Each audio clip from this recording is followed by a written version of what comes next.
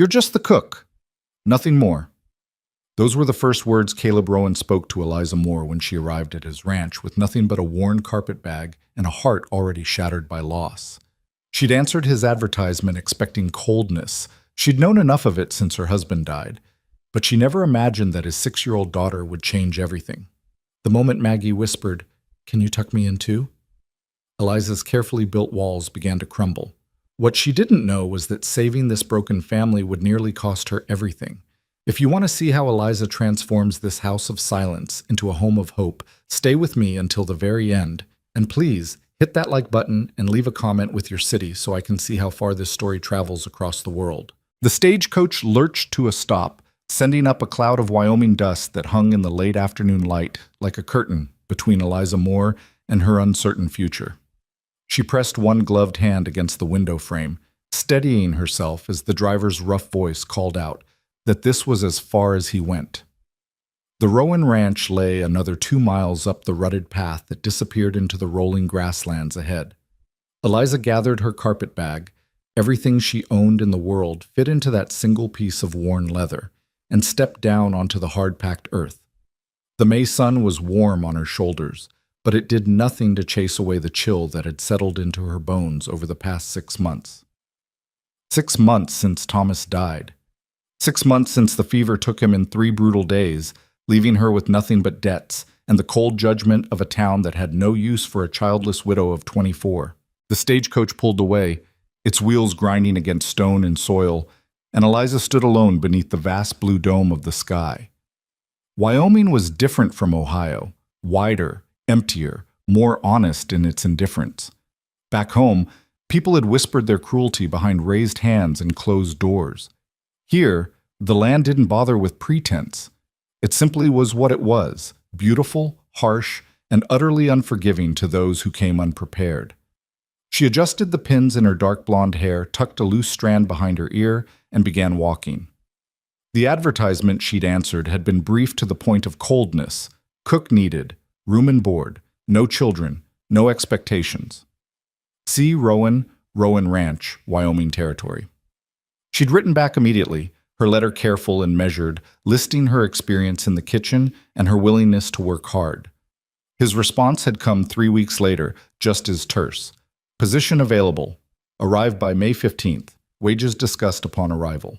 It wasn't a warm welcome, but it was a lifeline, and Eliza had learned not to expect warmth from the world anymore. The walk took longer than she'd anticipated. Her boots, already worn thin from too many miles, raised blisters on her heels. The carpet bag grew heavier with each step, though it couldn't have weighed more than 20 pounds.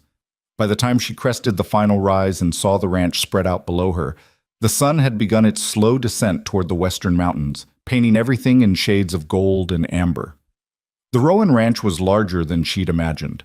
The main house stood 2 stories tall, built of timber and stone, with a wide porch that wrapped around the front and eastern side. Barns and outbuildings scattered across the property. A stable, a smokehouse, what looked like a bunkhouse for ranch hands. Cattle grazed in distant pastures, and she could hear the faint sounds of men's voices carrying across the open space, though she couldn't see them yet. Eliza paused at the edge of the property, suddenly aware of how she must look. Dusty, tired, her traveling dress creased and stained from days of hard travel. She'd sold most of her good clothes to pay Thomas's debts, keeping only what she needed. Pride was a luxury she could no longer afford. She walked toward the main house, her footsteps echoing on the wooden porch steps. Before she could knock, the door swung open. The man who stood in the doorway was tall, well over 6 feet, with broad shoulders and the kind of physical presence that came from years of hard labor. His dark hair was cut short, showing the first hints of silver at the temples, and his face was weathered by sun and wind into sharp, uncompromising lines. But it was his eyes that struck her most, gray as storm clouds, assessing her with an intensity that made her want to look away. "Mrs. Moore?" It wasn't a question. "Yes, sir. Mr. Rowan, I presume?" He nodded once, his expression unchanging. "You're late. I expected you 2 days ago.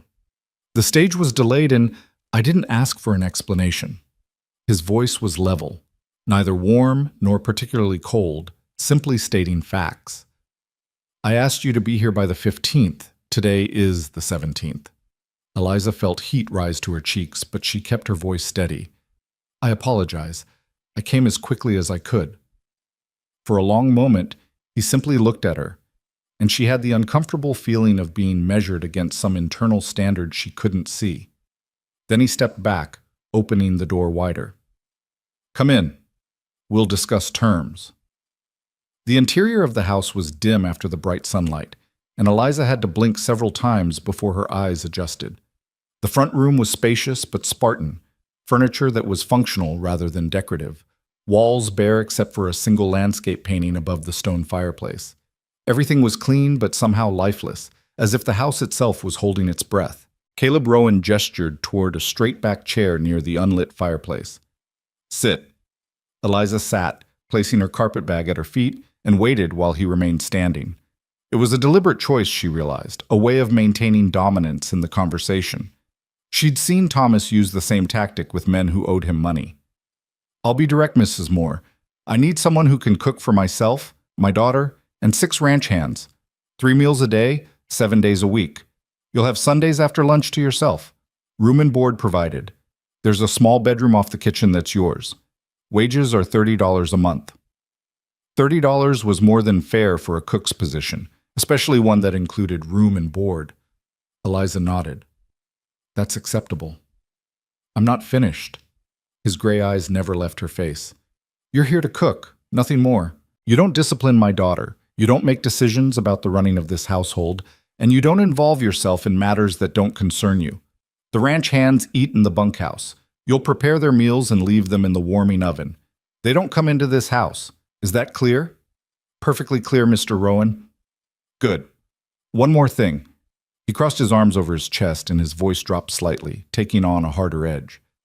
My daughter has been through a difficult time. Her mother died 2 years ago. She's fragile. She doesn't need another woman coming in here trying to replace what she lost. You'll be kind to her. You'll feed her properly, but you won't try to be something you're not. Am I understood? Eliza felt something tighten in her chest. Whether anger or sorrow, she couldn't quite tell. Mr. Rowan, I'm a widow myself. I understand loss, and I understand boundaries. You've hired me as a cook, and that's what I'll be. Something flickered across his face. Surprise, perhaps? Or maybe just a reassessment. But it was gone before she could identify it, replaced by that same impassive mask. When can you start? Now, if you like. I assume someone needs to prepare dinner. For the first time, the corner of his mouth twitched upward. Not quite a smile, but close. The kitchen's through there. He pointed toward a doorway to the right. Maggie's in her room upstairs. She knows you're coming. I've got work to finish before dark. He headed toward the front door, then paused. Mrs. Moore? The pantry's well stocked. Use what you need. And then he was gone, the door closing behind him with a solid thunk that seemed to emphasize the emptiness of the house. Eliza sat for a moment longer, letting out a breath she hadn't realized she'd been holding. So that was Caleb Rowan, wealthy, brusque, and clearly determined to keep everyone at arm's length. The kind of man who'd built walls so high, he'd forgotten what it was like to let anyone over them. Well, she'd dealt with difficult men before. She picked up her carpetbag and made her way to the kitchen, pushing through the heavy wooden door into a space that immediately felt more welcoming than the rest of the house. The kitchen was large, with windows facing east and south that let in warm afternoon light. A cast-iron stove dominated one wall, well-maintained and radiating stored heat. Work surfaces lined the other walls, and the pantry, when she opened it, proved to be exactly as promised, well-stocked with flour, cornmeal, beans, preserved vegetables, and even some luxury items like sugar and coffee. Someone had taken care to prepare for her arrival, even if Caleb Rowan himself seemed determined to keep her at a distance. Eliza set down her bag in the small bedroom just off the kitchen, barely large enough for a narrow bed, a dresser, and a washstand, but clean and private, and returned to begin her work. She tied on an apron she found hanging by the door, washed her hands in the basin, and assessed what she had to work with. 2 hours until dinner needed to be ready. She decided on something simple but satisfying.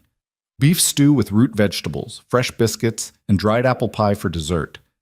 It was the kind of meal that would feed working men without being fancy, comfort food that would fill bellies and, she hoped, begin to build trust.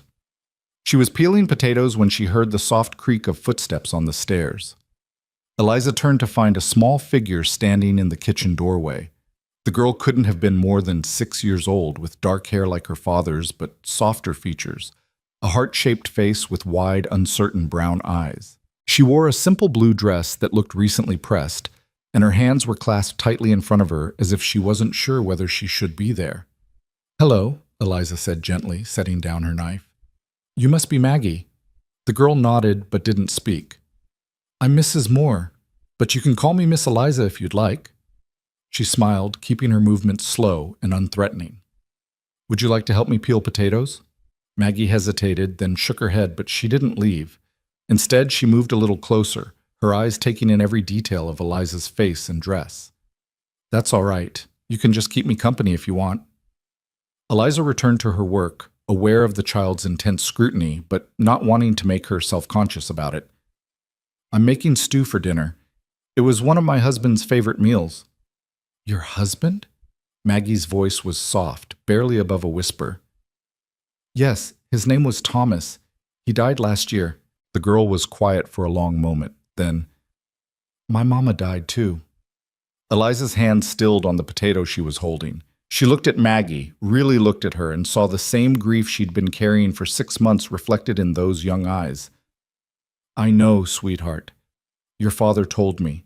I'm very sorry." "Papa doesn't talk about her anymore."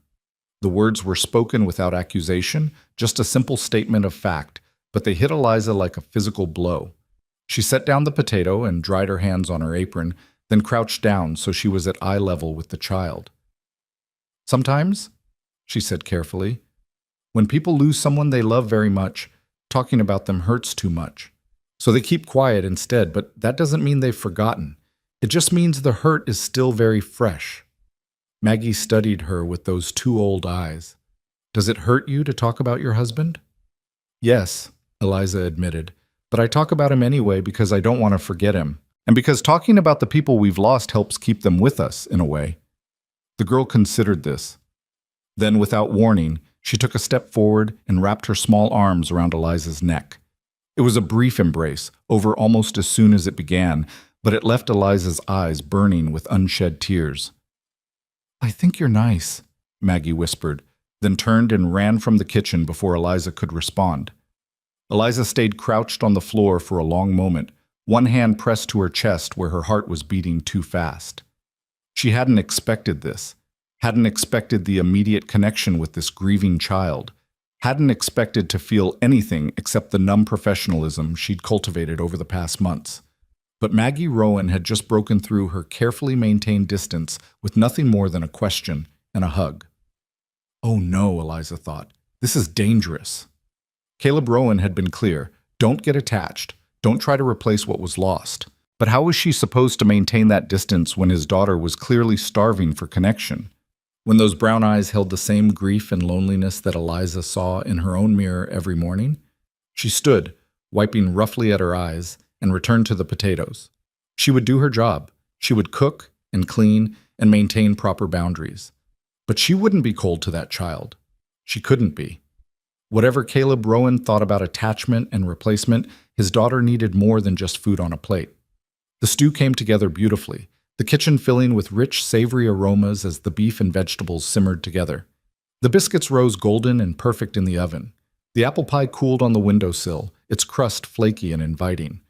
By the time the dinner hour arrived, Eliza had prepared and set out the ranch hand's meal in the warming oven as instructed. She'd set the kitchen table for 3 with simple but clean dishes, and she'd changed from her dusty traveling dress into the one clean work dress she'd kept, brushing out her hair and repinning it into a simple bun. Caleb appeared precisely at 6 o'clock, his face and hands freshly washed, his expression as unreadable as before. Maggie came down moments later, slipping quietly into her chair.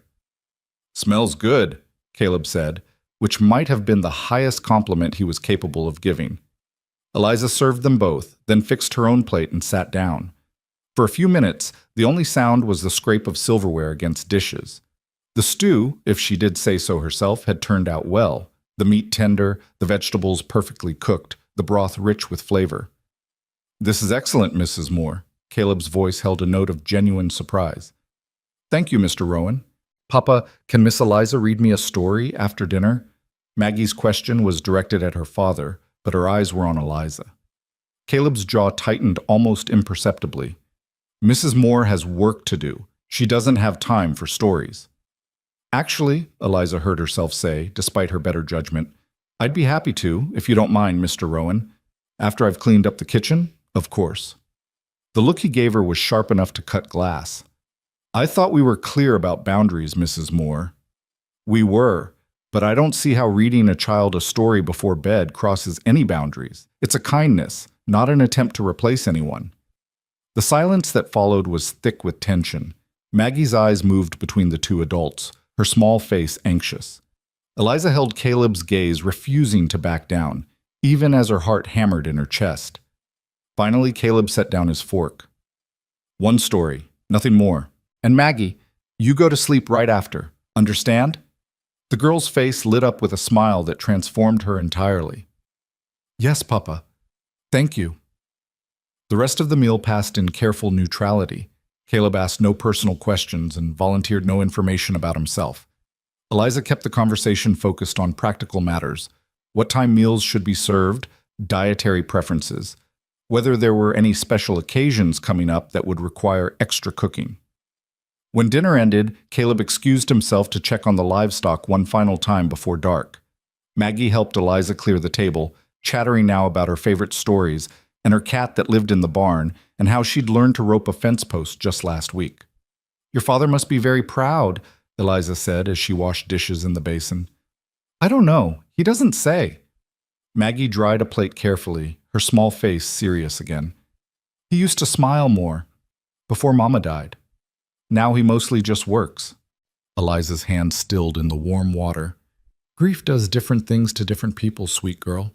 Some people cry, some people get angry, some people just keep moving, because if they stop, they're afraid they'll fall apart. Which kind are you?" The question was so direct, so honest, that Eliza couldn't help but smile even as tears pricked her eyes again. "I'm the kind who keeps moving, just like your papa." Maggie nodded as if this made perfect sense. "That's why he hired you, I think. Because you understand."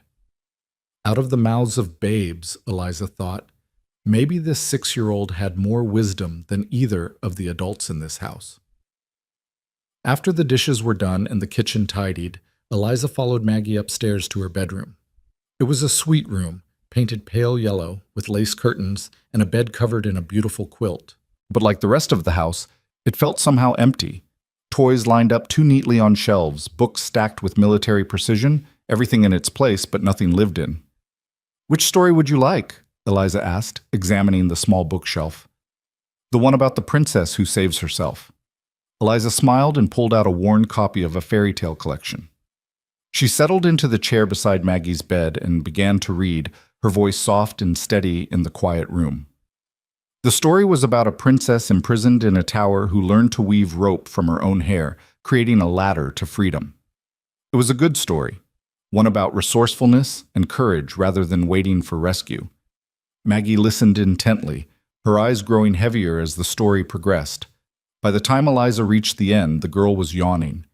"Time for sleep now," Eliza said, closing the book. "Miss Eliza?" Maggie's voice was drowsy. "Will you tuck me in?" Eliza's breath caught. This was exactly what Caleb had warned against, crossing boundaries, trying to be something she wasn't. But how could she refuse such a simple request? How could she deny this grieving child a moment of comfort? She stood and pulled the quilt up to Maggie's chin, smoothing it gently. "There you go, all tucked in." "Thank you." Maggie's eyes were already closing. "I'm glad you're here." Eliza felt something crack open inside her chest, something she'd kept carefully locked away since Thomas died. "So am I, sweetheart.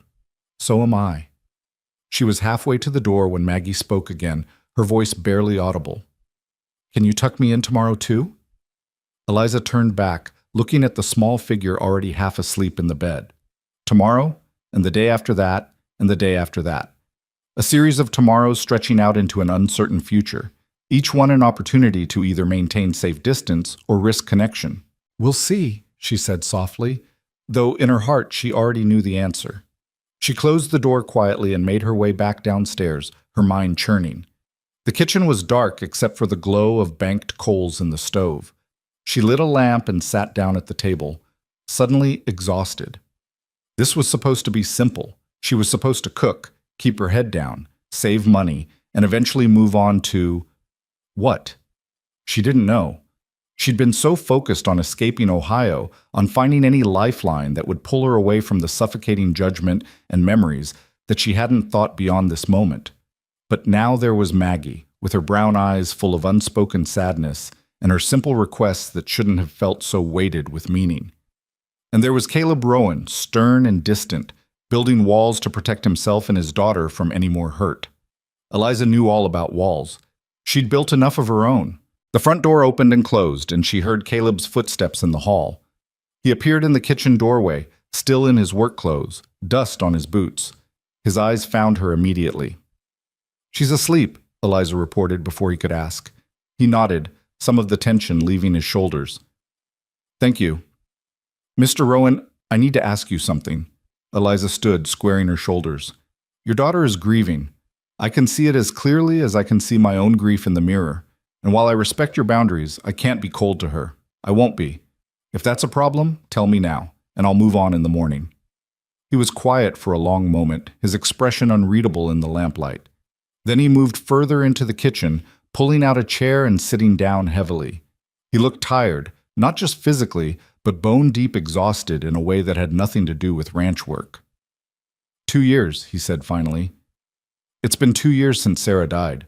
Fever took her in less than a week. One day she was laughing and planning Maggie's birthday party, and the next—" He rubbed a hand over his face. "I thought time would help. I thought if I just kept things stable, kept the routine, Maggie would adjust.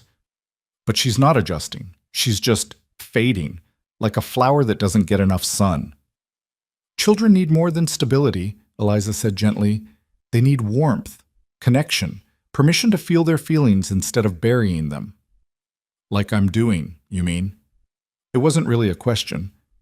"I don't presume to judge you, Mr. Rowan. Everyone handles grief differently. But you think I'm handling it wrong?" Eliza chose her words carefully. "I think you're protecting your daughter the best way you know how. But sometimes protection can look a lot like isolation." He looked at her then, really looked at her, and for the first time she saw past the walls to the man beneath, a man who was just as lost as his daughter, just as desperate for relief from the weight of grief, but who'd convinced himself that feeling less was the same as hurting less. "I can't lose her too," he said quietly. "If I let myself feel everything, I'm afraid I'll break. And if I break, who takes care of Maggie?" "Maybe," Eliza said, "you don't have to do it all alone." The words hung in the air between them, full of meaning neither of them was quite ready to acknowledge. Caleb stood abruptly, the moment broken. "It's late. You should rest. Tomorrow's a full day." He paused at the door. "Mrs. Moore? You can read to Maggie every night if you want, and if she asks you to tuck her in—" He didn't finish the sentence, but his meaning was clear. "Thank you, Mr. Rowan." He nodded once and disappeared into the dark hallway. Eliza heard his footsteps on the stairs, then the quiet closing of a door somewhere above. She sat alone in the kitchen for a little while longer, watching the lamplight flicker across the walls. Outside, the Wyoming night was alive with sounds, crickets chirping, cattle lowing in distant pastures, the wind moving through new grass. It was so different from Ohio, where every sound had been familiar, where Thomas's absence had echoed in every room of their small house. Here, she was starting over. Not because she wanted to forget Thomas. She would never forget him. But because staying in that house, in that town, would have meant drowning in memories until there was nothing left of her but grief. Caleb Rowan understood that, she realized. He'd seen it in her immediately, recognized a kindred spirit trying to outrun pain by keeping moving. But Maggie was just a child who'd lost her mother and was slowly losing her father to his own fear of feeling. And maybe, just maybe, Eliza could help with that. Not by replacing what was lost, that was impossible, but by showing them both that it was safe to feel again. That opening your heart didn't mean betraying the memory of those who were gone. It was a dangerous thing she was considering. Getting attached to this child, to this broken family, meant risking her own heart all over again. It meant the possibility of more loss, more pain. But as Eliza finally turned down the lamp and made her way to her small bedroom, she found she was willing to take that risk. Because the alternative, going through life numb and disconnected, never letting anyone close, wasn't really living at all. It was just existing. And Eliza Moore had already spent too many months merely existing. Tomorrow, she decided, she would begin to live again. And maybe, if she was lucky and brave enough, she could help Caleb and Maggie Rowan do the same. The first full week at the Rowan Ranch passed in a rhythm that was both exhausting and oddly comforting. Eliza rose before dawn each morning, the sky still dark and studded with stars, to light the stove and begin breakfast preparations. By the time the sun crested the eastern hills, painting the grasslands in shades of rose and gold, she had coffee brewing and bacon sizzling in the cast-iron skillet. The ranch hands' meals were portioned and waiting in the warming oven by 6 o'clock sharp, and the kitchen table was set for 3. Caleb appeared each morning at precisely 6:15, his face freshly shaved, his dark hair still damp from washing. He would nod his greeting, never quite meeting her eyes, pour himself coffee, and wait in silence until Maggie came downstairs. The girl always entered tentatively, as if uncertain of her welcome, but her face would light up when she saw Eliza at the stove.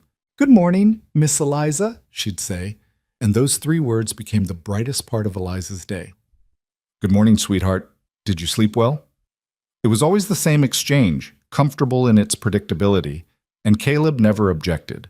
In fact, Eliza noticed that his shoulders would relax slightly when Maggie smiled, as if some tension he'd been carrying eased just a fraction. Breakfast was usually pancakes or eggs with bacon, occasionally biscuits with sausage gravy that made the ranch hands send back their empty containers with what Eliza could only interpret as satisfied groans. Maggie would chatter about her dreams, or the barn cat's new kittens, or the wildflowers blooming near the creek, filling the silence her father maintained. Caleb listened, Eliza noticed, even when he didn't respond. His eyes would track his daughter's animated gestures, and sometimes, just sometimes, the corner of his mouth would twitch upward. After breakfast, Caleb would disappear to manage the ranch, and Maggie would hover near Eliza as she cleaned the kitchen and began preparations for the midday meal. The child was hungry for company in a way that broke Eliza's heart. She would pull a chair up to the work counter and watch with rapt attention as Eliza kneaded bread dough or peeled vegetables, asking endless questions about cooking in Ohio and what it was like to be married. "Did you love your husband very much?" Maggie asked one morning, her chin propped on her hands as she watched Eliza roll out pie crust. Eliza paused, the rolling pin heavy in her hands. "Yes, I did. Very much. Papa loved Mama like that. I could tell because he used to look at her the way the sun looks at the flowers, like he was helping her grow." The metaphor was so unexpectedly beautiful that Eliza had to blink back tears. "That's a lovely way to describe it, Maggie. I don't think he looks at anything that way anymore." The girl's voice was matter-of-fact, but there was an undertone of sadness that no 6-year-old should have to carry. "Do you think he'll ever be happy again?" Eliza set down the rolling pin and moved to sit beside Maggie, flour dusting her apron. "I think happiness doesn't leave us forever, even when we lose someone. It just takes a vacation. And slowly, bit by bit, it comes back. Not the same way it was before, but in new ways." "Has your happiness come back?" "Some of it," Eliza admitted. "Being here helps. Having work to do. And meeting you helps very much." Maggie's smile was like sunrise. "Really?" "Really and truly." The girl threw her arms around Eliza's neck with the wholehearted enthusiasm of childhood, and Eliza held her close, breathing in the scent of sunshine and innocence. When they separated, Maggie's eyes were bright with something that looked like hope. "Will you teach me to make pie?" "I would love to teach you to make pie." They spent the rest of the morning covered in flour, Maggie's small hands clumsily mimicking Eliza's practiced movements. The crust was uneven and the filling leaked slightly, but when it came out of the oven that afternoon, golden and fragrant, Maggie's pride was palpable. "Papa has to try it first," she insisted. "Can we save him the biggest piece?" "Of course we can." That evening, when Caleb came in for dinner and saw the slightly lopsided pie cooling on the counter, he raised an eyebrow. "Did we have a flour explosion?" Maggie giggled. Actually giggled, a sound Eliza suspected hadn't been heard in this house for far too long. "Miss Eliza taught me to make pie. You have to try it, Papa. I made it almost all by myself." Something shifted in Caleb's expression, so subtle Eliza almost missed it. His eyes moved from the pie to his daughter's flour-dusted face to Eliza, still wearing her apron and probably looking just as messy as Maggie. When he spoke, his voice was gentler than she'd heard it before. "Then I'm sure it's the best pie I'll ever taste." At dinner, he took a large bite and made a show of savoring it, his eyes closing as if in ecstasy. Delicious. Absolutely perfect. "Really?" Maggie was practically bouncing in her chair. "Would I lie to you?" He reached over and tugged gently on one of her braids, and for just a moment Eliza caught a glimpse of the man he must have been before grief hardened him. Warm, playful, present. The moment passed quickly, his walls sliding back into place. But it had happened, and Eliza filed it away as evidence that Caleb Rowan wasn't as unreachable as he pretended to be. The days lengthened as May gave way to June, and the ranch came alive with activity. Calves were branded, fences were mended, and the garden plot behind the kitchen began to sprout with the vegetables Eliza had planted in the early morning hours. She found she loved the physical work, the ache in her muscles at day's end, the dirt under her fingernails, the tangible evidence of growth and life.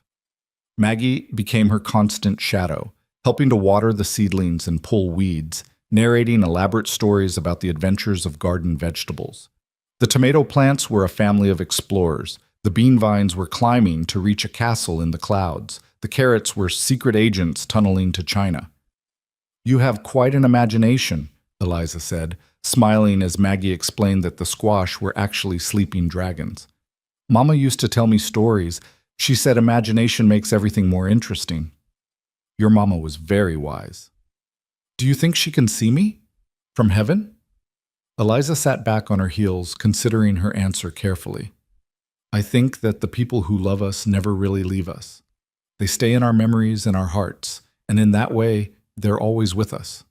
Papa says we shouldn't talk about Mama because it makes us sad."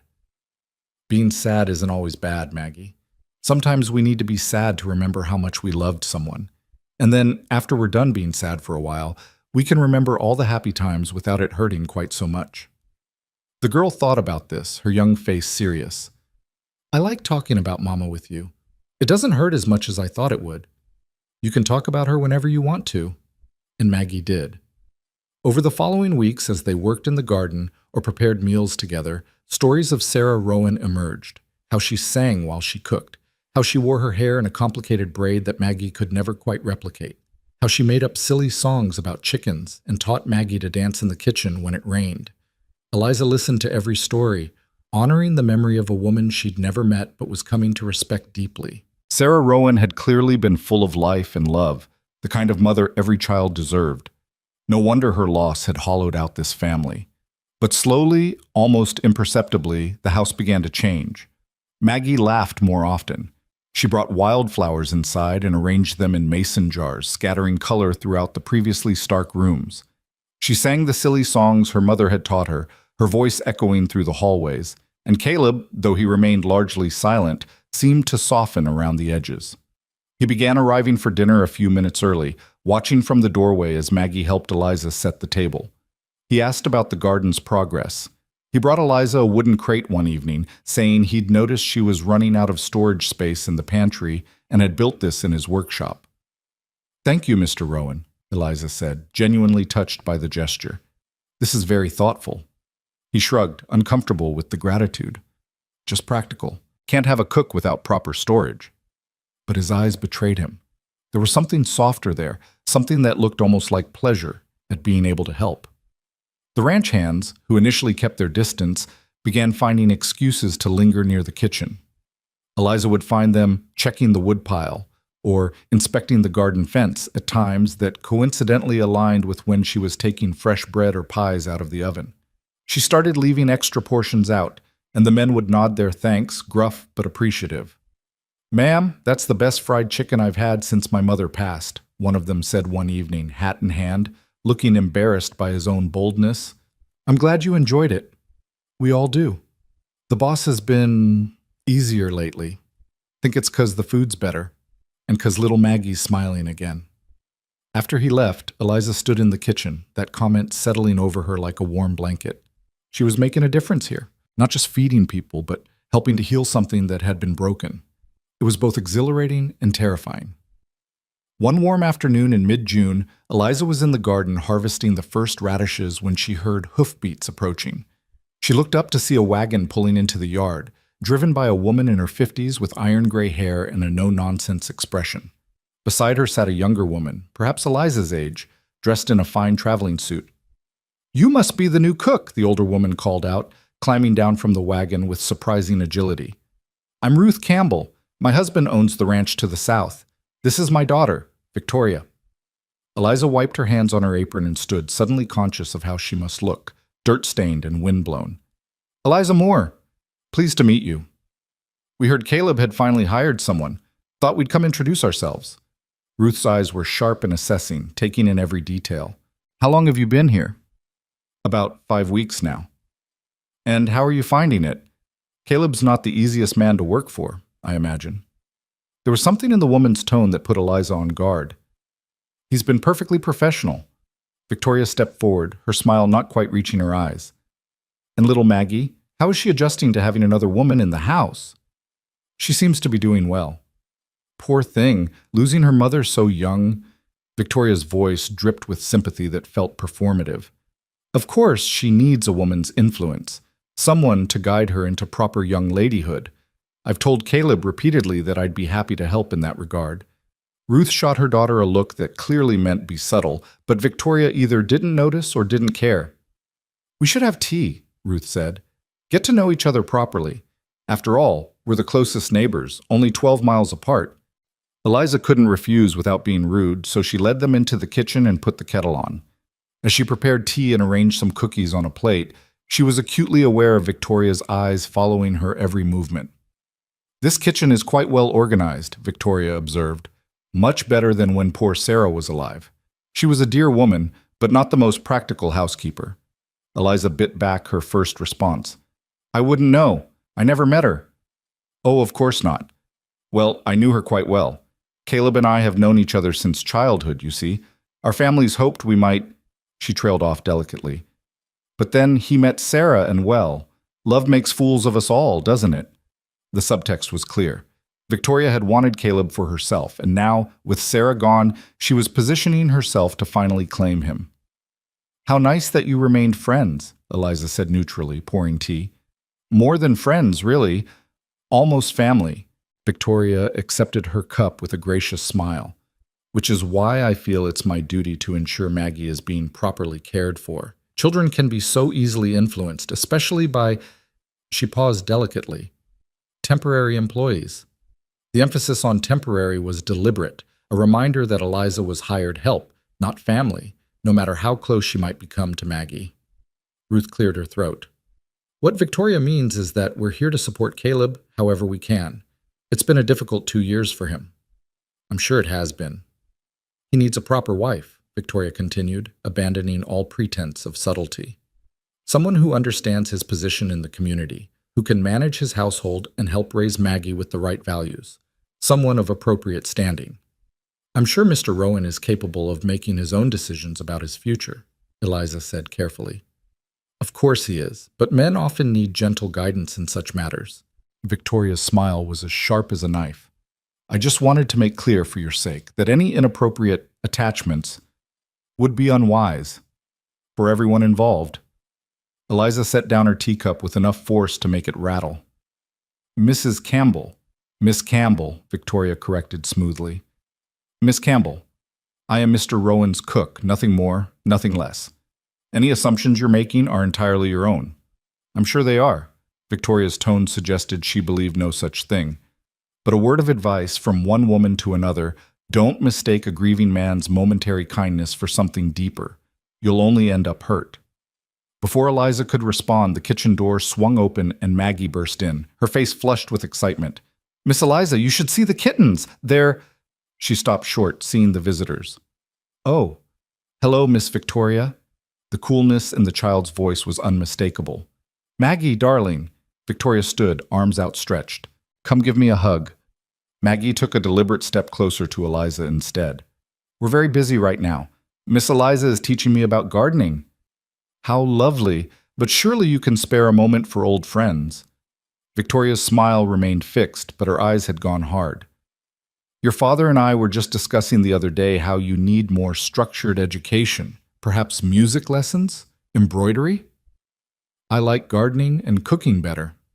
"Yes, well, those are fine skills for certain types of women." Victoria's gaze flicked meaningfully to Eliza. "But a young lady of your position needs to learn more refined accomplishments." Mama said the best accomplishment was being kind to people. The room went very still. Victoria's smile finally slipped, replaced by something colder. "Your mother was a saint, of course, but she's gone now, and someone needs to guide you properly."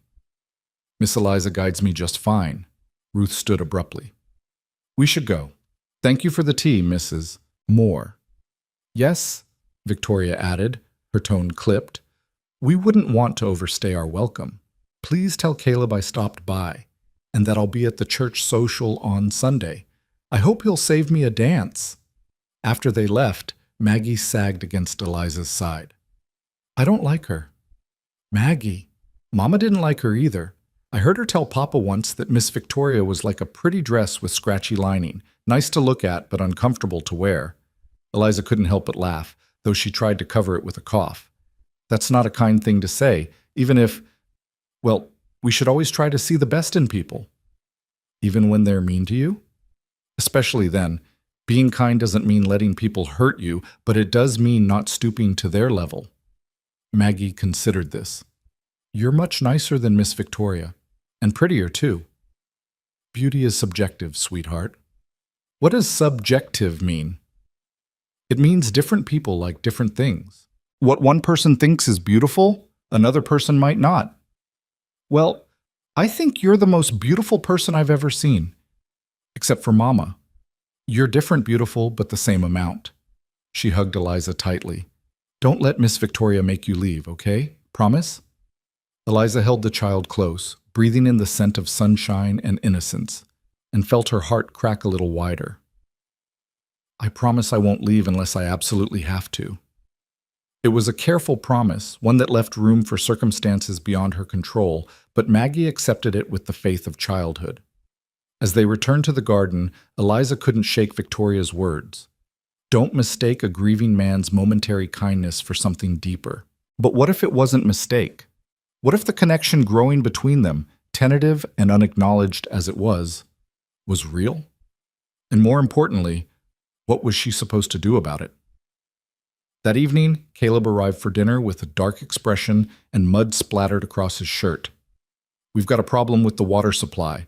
One of the main irrigation channels collapsed. I'll be working late all week to fix it." "I'll keep your dinner warm," Eliza said. "Don't bother. I'll eat cold." He paused, noticing Maggie's subdued mood. "What's wrong, little one?" "Miss Victoria came by today." Caleb's jaw tightened. "What did she want?" "She wanted to remind everyone that she exists," Maggie said with surprising asperity. "And she was mean to Miss Eliza."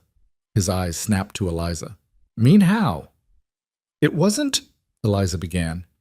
"She said Miss Eliza was just temporary and shouldn't get inappropriate attachments."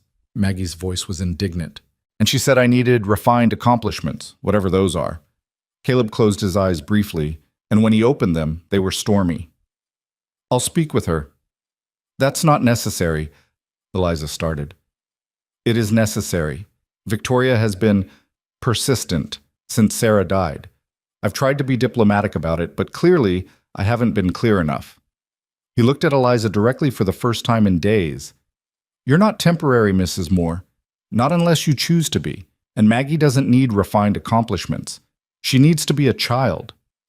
The words hung in the air, weighted with more meaning than their surface suggested. Not unless you choose to be. It was the closest he'd come to admitting that he valued her presence beyond her cooking skills.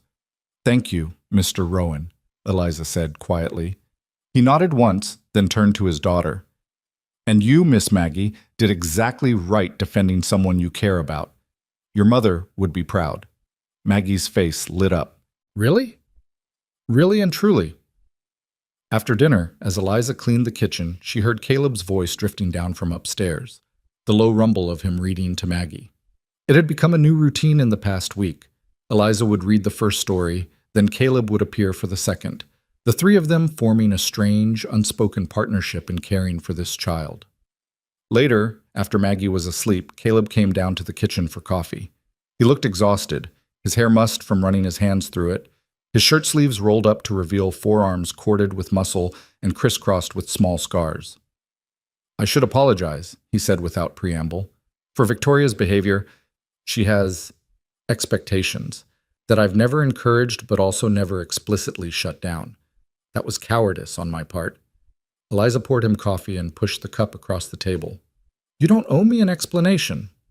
Maybe not, but I owe you respect. You've done more for Maggie in 6 weeks than anyone else has managed in 2 years, including me. He stared into his coffee. She laughs again. Did you notice? Real laughter, not the polite kind she was doing before. I noticed. I'd forgotten what it sounded like. His voice was rough. I'd forgotten what a lot of things sounded like, what they felt like. After Sarah died, it was like all the color drained out of the world. Everything was gray and flat and distant. I went through the motions because Maggie needed me to, but I wasn't really present. Eliza sat down across from him, her hands wrapped around her own cup. I know that feeling. I know you do. That's why I hired you. I saw it in your letter, that same emptiness. I thought someone who understood grief wouldn't expect me to be anything other than what I was. And now? He finally looked up, meeting her eyes. Now I'm starting to wonder if staying empty is the same thing as staying safe. The honesty in his voice struck her like a physical blow. Here was a man who'd armored himself in silence and distance, admitting that maybe, just maybe, he was tired of being alone. I can't promise I have all the answers, Eliza said carefully. I'm still figuring out how to keep breathing most days. But you're trying. That's more than I've been doing. You've been protecting your daughter. That takes tremendous strength. Or tremendous fear. He smiled, but there was no humor in it.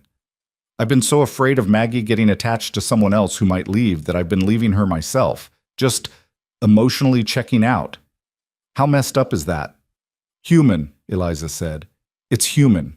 We all do the best we can with the tools we have. They sat in companionable silence for a while, the kitchen warm and quiet around them. Outside, crickets sang their evening chorus, and somewhere in the distance a coyote howled. It was a lonely sound, and Eliza found herself thinking about all the lonely people in the world, each one trying to protect themselves from more pain by closing off their hearts.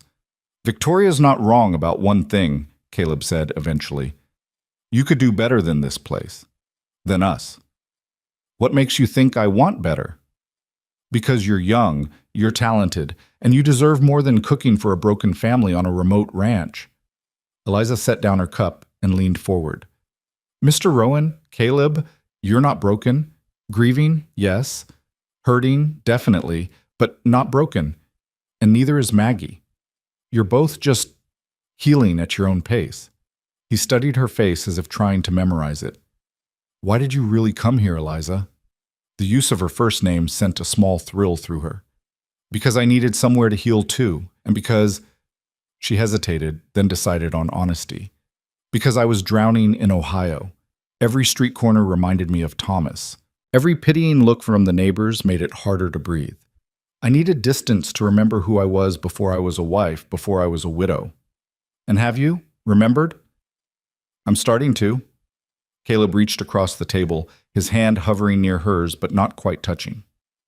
Thank you for giving Maggie her laugh back. I didn't realize how much I missed it until I heard it again. She's an easy child to love. So you do love her. It wasn't really a question, and Eliza didn't pretend otherwise. Yes, I do. I know that complicates things, but I can't help it.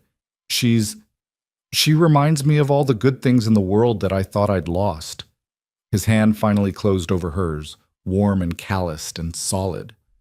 I'm glad. She needs someone to love her without reservation. I've been so busy protecting her that I forgot to just love her loudly. It's not too late. No, he agreed, his thumb brushing across her knuckles in a gesture so gentle it made her throat tight. It's not too late. They stayed like that for a long moment, connected by touch and understanding, before Caleb pulled away, standing abruptly. I should let you get some rest. Tomorrow's another long day. For both of us. He paused at the door, looking back. Eliza, I meant what I said. You're not temporary. Not unless you want to be. After he left, Eliza sat in the dark kitchen, her hand still warm where his had been, her heart beating too fast in her chest. This was dangerous territory. Getting attached to Maggie was one thing. Children were easy to love. But Caleb? That was something else entirely. He was her employer. He was grieving. He was a wealthy rancher with a position in the community, and she was a penniless widow with nothing to offer but her cooking skills and her company. But more than that, loving him meant risking her heart again. It meant opening herself up to the possibility of more loss, more pain. She'd barely survived losing Thomas. Could she really take that chance again? The answer, she realized, was already forming in her heart whether she wanted it to or not. Because somewhere between the flour-dusted pie lessons and the bedtime stories and the quiet conversations in lamplight, she'd started falling for both of them, the serious, wounded man and his bright, brave daughter. And there wasn't a thing she could do to stop it. The weeks that followed brought a shift so subtle that Eliza couldn't pinpoint exactly when things changed, only that they had. Caleb started lingering in the kitchen after breakfast, nursing his coffee and watching as she and Maggie worked together. He'd offer observations about the weather or mention which sections of fence needed mending, his voice less guarded than before. Sometimes he'd even smile at Maggie's chatter, a real smile that reached his eyes and made him look years younger. The ranch hands noticed too. Eliza overheard them talking one afternoon as she hung laundry on the line behind the kitchen, their voices carrying from the barn. Boss seems different lately, less like a thundercloud waiting to break. It's the woman. She's good for him. Good for the little girl, too. Think he's sweet on her? Man would have to be blind not to be. Question is whether he'll do anything about it. Eliza's hands stilled on the sheet she was pinning, her cheeks burning. She knew she should move, make her presence known, but she found herself frozen, wanting to hear more even as shame heated her face. He won't. Too wrapped up in his grief still. Besides, Victoria Campbell's been circling like a hawk. Her mama's already planning the wedding, I'd wager. Victoria Campbell's got ice water in her veins. That cook's got fire. My money's on the fire.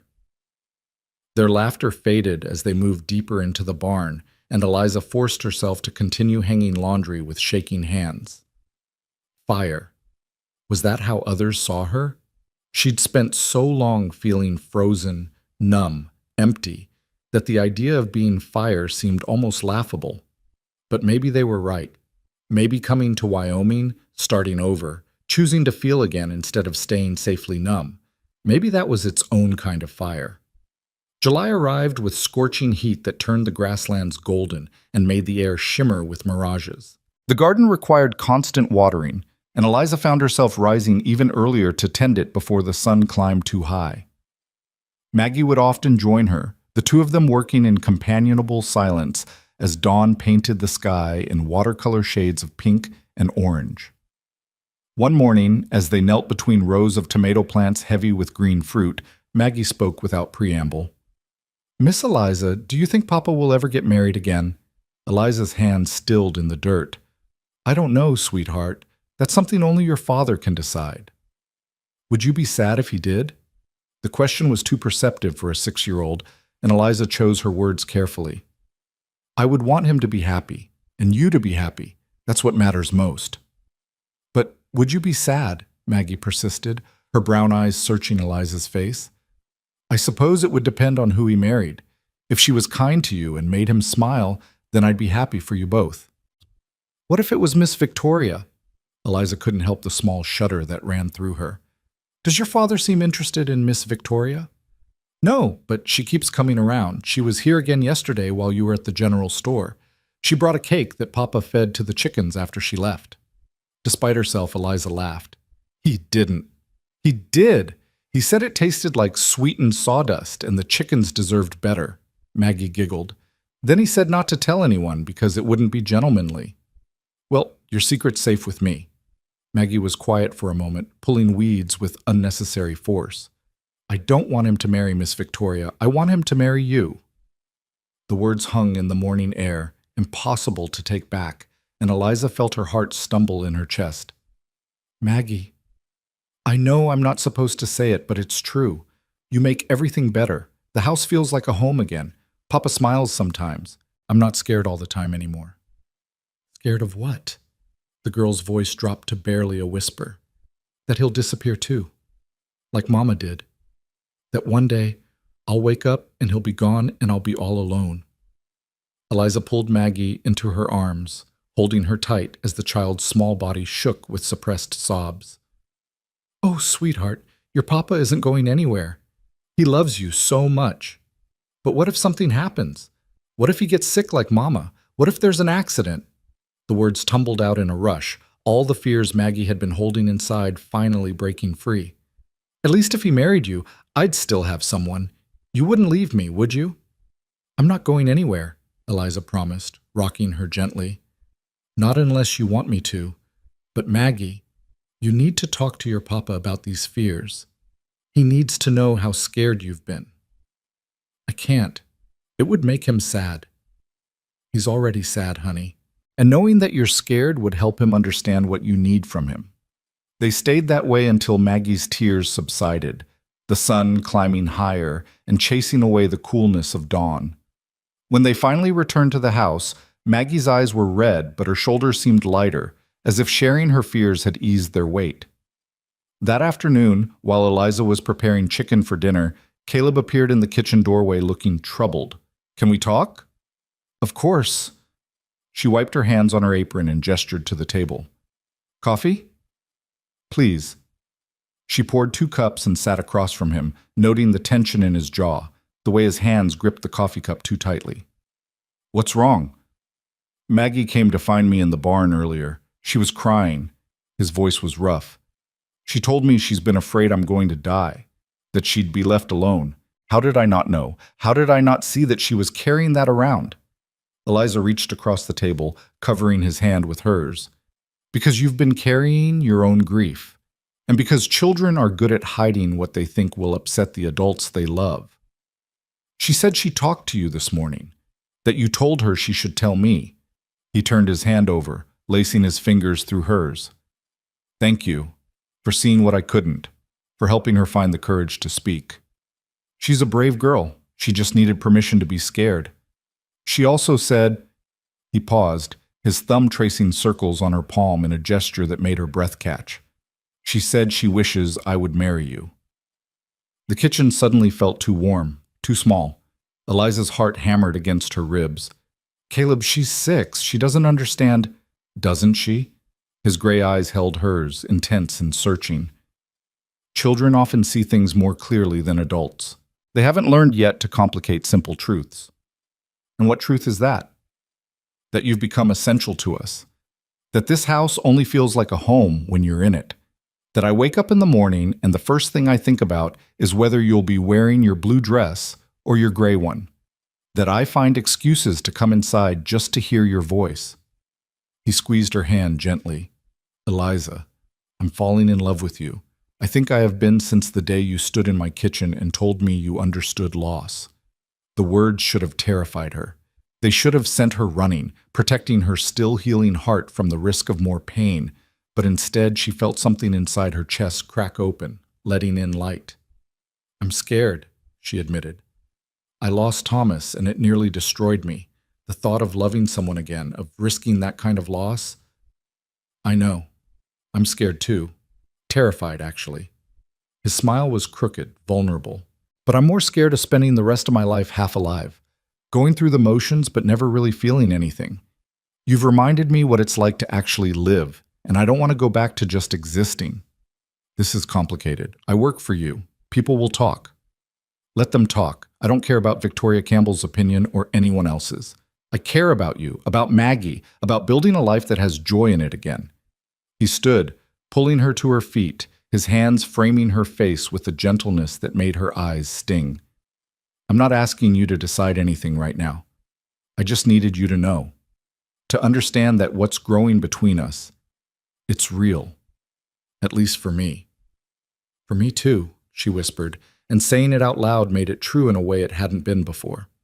I love Maggie, and I'm falling in love with you. But Caleb, what if... He silenced her with a kiss, soft and sweet and tasting of coffee and promise. It was nothing like the passionate kisses she'd shared with Thomas in their youth. This was gentler, more tentative, two broken people finding their way carefully toward each other. When he pulled back, his forehead rested against hers. We don't have to have all the answers today. We'll figure it out together, one day at a time. The sound of the front door slamming made them spring apart. Maggie's voice called out, Miss Eliza, I'm hungry. Can we have those cookies you made? Caleb laughed, the sound rusty but genuine. Duty calls. Apparently, Eliza touched her fingers to her lips, still feeling the ghost of his kiss. Caleb, one day at a time sounds perfect. The following weeks passed in a haze of heightened awareness. Every accidental brush of hands felt electric. Every shared glance across the dinner table held weight.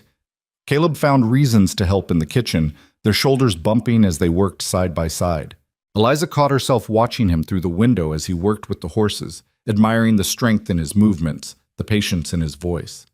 They were careful around Maggie, not wanting to confuse her or make promises they weren't ready to keep. But the child seemed to sense the shift anyway, her smiles growing wider, her laughter coming more freely. Papa whistled today, she announced one evening at dinner. A whole song. He hasn't done that since Mama was alive. Caleb's ears turned red. I was in a good mood. Because of Miss Eliza, Maggie said with the blunt confidence of childhood. Everything's better because of Miss Eliza. Everything's better because we're all learning to be happy again, Eliza corrected gently. All three of us together. It was a perfect moment, the three of them gathered around the table, easy and comfortable in each other's presence. Eliza let herself imagine a future of such moments, stretching out into years. Maggie growing up with laughter in her life. Caleb smiling more often than he frowned. Herself, finally home after months of wandering.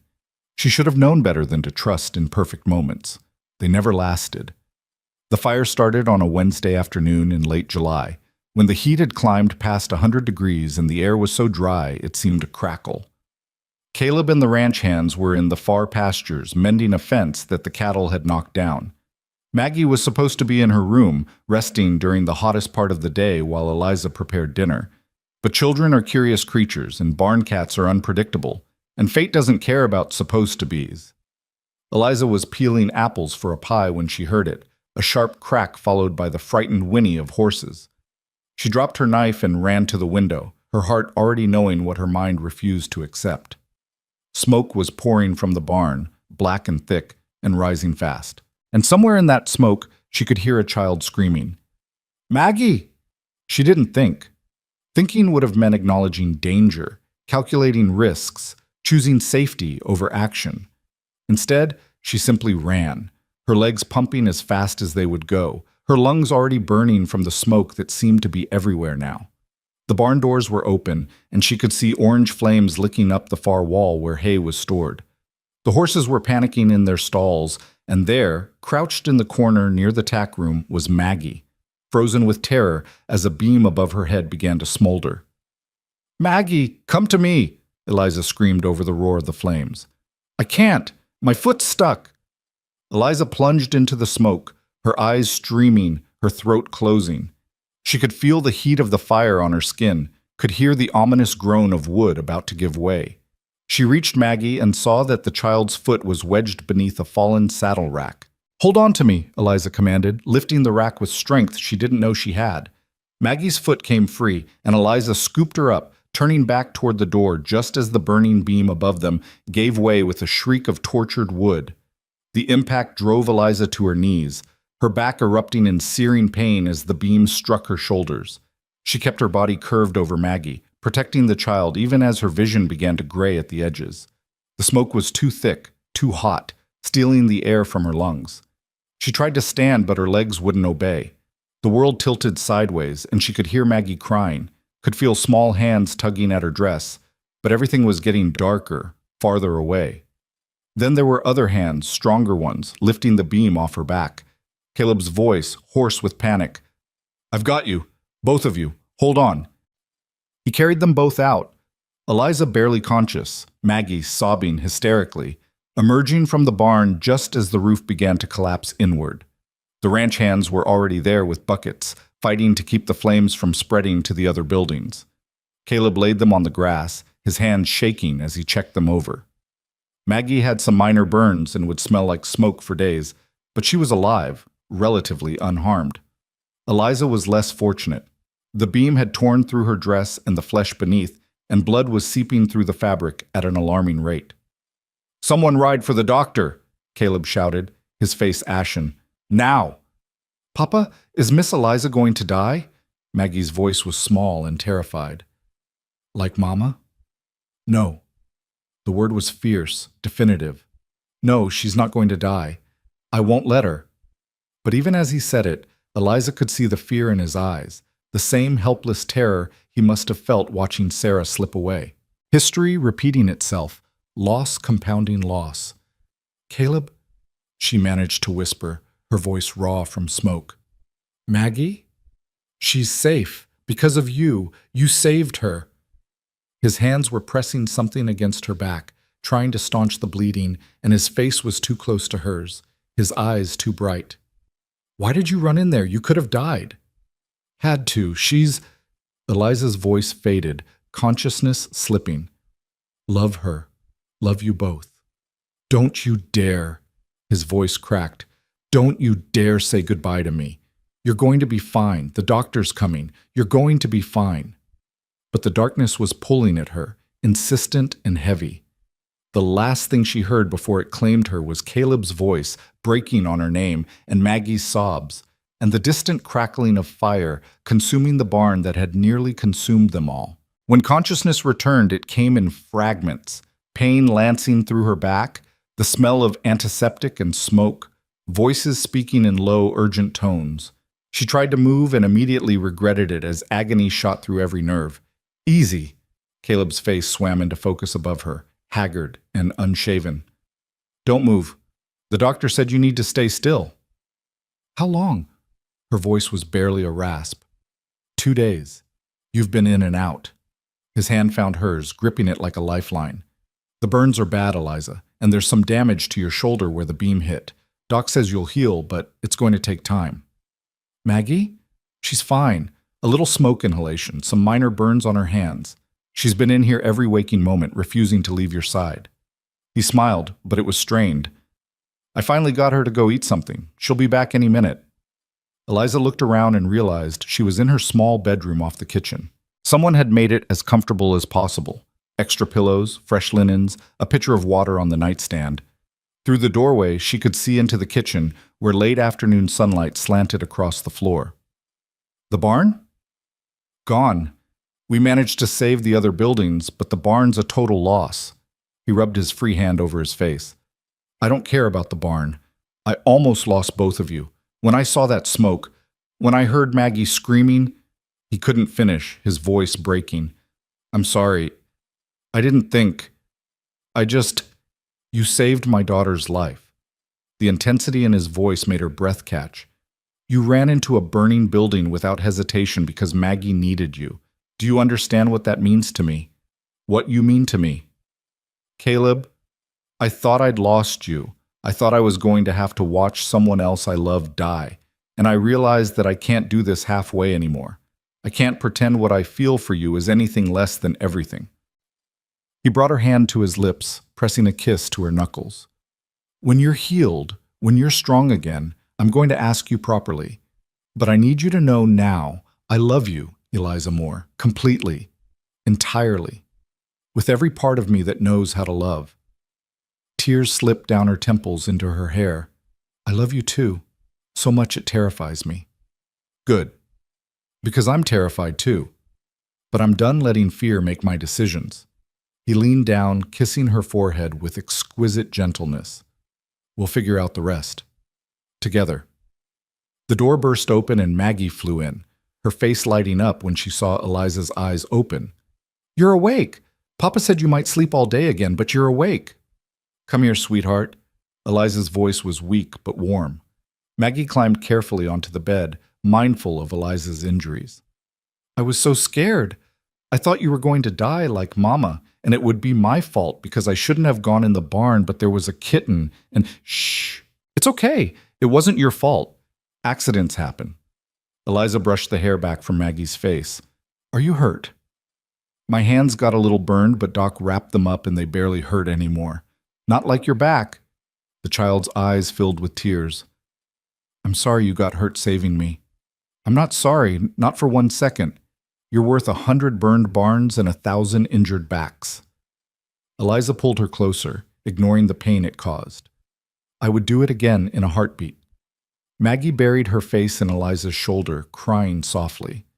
Caleb moved to sit on the other side of the bed, his hand resting on Maggie's back, and for a moment they were a tableau of relief and love and hard-won hope. "Miss Eliza?" Maggie's voice was muffled. "Are you going to stay forever now?" Eliza met Caleb's eyes over his daughter's head, seeing the question there, the vulnerability, the desperate hope that mirrored her own. "Yes, sweetheart. If your papa wants me to, I'm going to stay forever."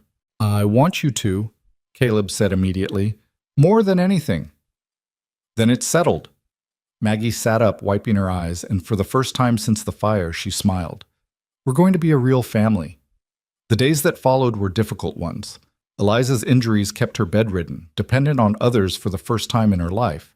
Caleb hired a temporary cook from town, but the woman was brisk and efficient where Eliza had been warm, and Maggie spent more time sulking in Eliza's room than anywhere else. "I don't like Mrs. Henderson," she announced one afternoon. "She made soup that tasted like dishwater." "Be kind," Eliza chided gently. "She's doing her best." "Her best isn't as good as your best." Caleb, who'd been reading in the corner, looked up with a smile. "No arguing with that logic." As Eliza healed, slowly, painfully, the three of them fell into a new rhythm. Caleb would carry her to a chair on the porch in the morning so she could feel the sun on her face and watch the ranch come alive. Maggie would sit at her feet, reading aloud or chattering about the new kittens or the progress on the barn reconstruction. In the evenings, Caleb would read to them both, his deep voice a comfort in the gathering dark. It was during one of these evenings, with the lamp casting warm shadows and Maggie dozing against Eliza's side, that Caleb set down his book and reached into his pocket. "I know this isn't the most romantic setting," he began, his voice nervous in a way she'd never heard before. "And I know you're still healing, but I've waited long enough, and I don't want to wait anymore." He opened a small box, revealing a simple gold band with a single small diamond. "This was my grandmother's. It's not fancy, but it's been in my family for 3 generations. Sarah never wanted to wear it. She preferred something more modern, so it's been in my drawer all these years." He took Eliza's hand carefully, mindful of her still healing injuries. "Eliza Moore, will you marry me? Will you be my wife, Maggie's mother, and my partner in building a life that has joy in it again?" Maggie sat bolt upright, suddenly wide awake. "Are you asking? Are you really asking?" "I'm really asking." Caleb's eyes never left Eliza's face. "What do you say?" What could she say? This man and his daughter had become her whole world, had reminded her that life after loss was possible, that love was worth the risk. Thomas would want her to be happy, she realized. He would want her to embrace this second chance, instead of clinging to grief out of some misguided sense of loyalty. "Yes," she said, her voice clear despite her tears. "Yes, I'll marry you." Maggie shrieked with joy, bouncing on the bed hard enough to make Eliza wince. Caleb slipped the ring onto her finger, a perfect fit, and kissed her with a tenderness that promised forever. "We're a family now," Maggie declared. "A real, actual family." "We were already a family," Caleb corrected gently. "This just makes it official." And as Eliza sat there, ring on her finger and her future suddenly bright with possibility, she realized he was right. They'd been a family since that first morning when Maggie had asked for a story, since Caleb had let his walls crack enough to let her see the man beneath. The fire hadn't created their bond. It had simply revealed how unbreakable that bond already was. She'd come to Wyoming empty and alone, expecting nothing more than a job and a place to hide from her grief. Instead, she'd found a home, a purpose, and a love she'd thought she'd never experience again. The road ahead wouldn't be easy. Her injuries would take months to fully heal. There would be gossip to face, Victoria Campbell's inevitable fury, the challenges of blending their lives completely. But none of that mattered, not really, because they would face it together. 3 broken people had found each other beneath the wide Wyoming sky, and in finding each other, they'd begun to heal. The house that had been silent and empty now rang with laughter and life. The man who'd forgotten how to feel was learning to love again. The child who'd been afraid of losing everyone had gained a family that would never let her go. And the widow who'd thought her capacity for joy had died with her husband discovered that the heart had an infinite capacity to love, if only you were brave enough to open it. As night fell and Maggie finally drifted off to sleep, Caleb carried her to her own bed before returning to sit beside Eliza. They didn't speak, didn't need to. The silence between them was comfortable, full of promise and understanding, and the quiet certainty that they'd found something rare and precious. Tomorrow, the work of building their future would begin. But tonight, in this moment, everything was perfect exactly as it was. The morning light found them still sitting together, Caleb dozing in the chair beside her bed, while Eliza watched the dawn paint the kitchen walls in shades of amber and rose. Her back ached with a persistent throb that no amount of laudanum could fully erase, but the ring on her finger caught the early light and made everything else seem bearable. She twisted it gently, still marveling that it was real, that this wasn't some fever dream conjured by pain and longing. Caleb stirred, his eyes opening slowly before focusing on her face. "You should be sleeping." "I was too happy to sleep." She smiled at him, noting the lines of exhaustion around his eyes. "You should go rest properly. You can't keep spending nights in that chair." "I'm not leaving you alone." "I'm not alone. Mrs. Henderson is sleeping in the spare room upstairs, and Maggie will be up soon." She reached for his hand. "Please, Caleb. You're no good to anyone if you collapse from exhaustion." He stood reluctantly, bending to kiss her forehead. "A few hours. That's all. Then I'm coming back. Take as long as you need. I'm not going anywhere." After he left, Eliza lay in the growing light, listening to the sounds of the ranch waking up around her. Roosters crowing, cattle lowing in distant pastures, the murmur of the ranch hands beginning their daily work. It was a symphony she'd grown to love, proof that life continued its rhythms regardless of human drama. Mrs. Henderson appeared shortly after, a stout woman in her 50s with kind eyes and no-nonsense manner. "You're awake early. How's the pain?" "Manageable." That's what people say when it's actually terrible, but they don't want to admit it. She checked Eliza's bandages with practiced efficiency. "The doc will be by this afternoon to change these. Until then, you need to stay still and drink this." She produced a cup of bitter-smelling tea. "What is it?" "Willow bark and herbs. Better than laudanum for long-term healing. It tastes like the devil's bathwater, but it works." Eliza drank it, grimacing at the flavor, and was rewarded with an approving nod. Mrs. Henderson had just finished helping her sit up slightly when Maggie burst into the room, still in her nightgown, her dark hair a wild tangle. "You're still here!" The relief in her voice was palpable. "Where else would I be, sweetheart? I had a bad dream. I dreamed you left and Papa was sad again, and everything went back to being gray and quiet." She climbed onto the bed with practiced care, nestling against Eliza's uninjured side.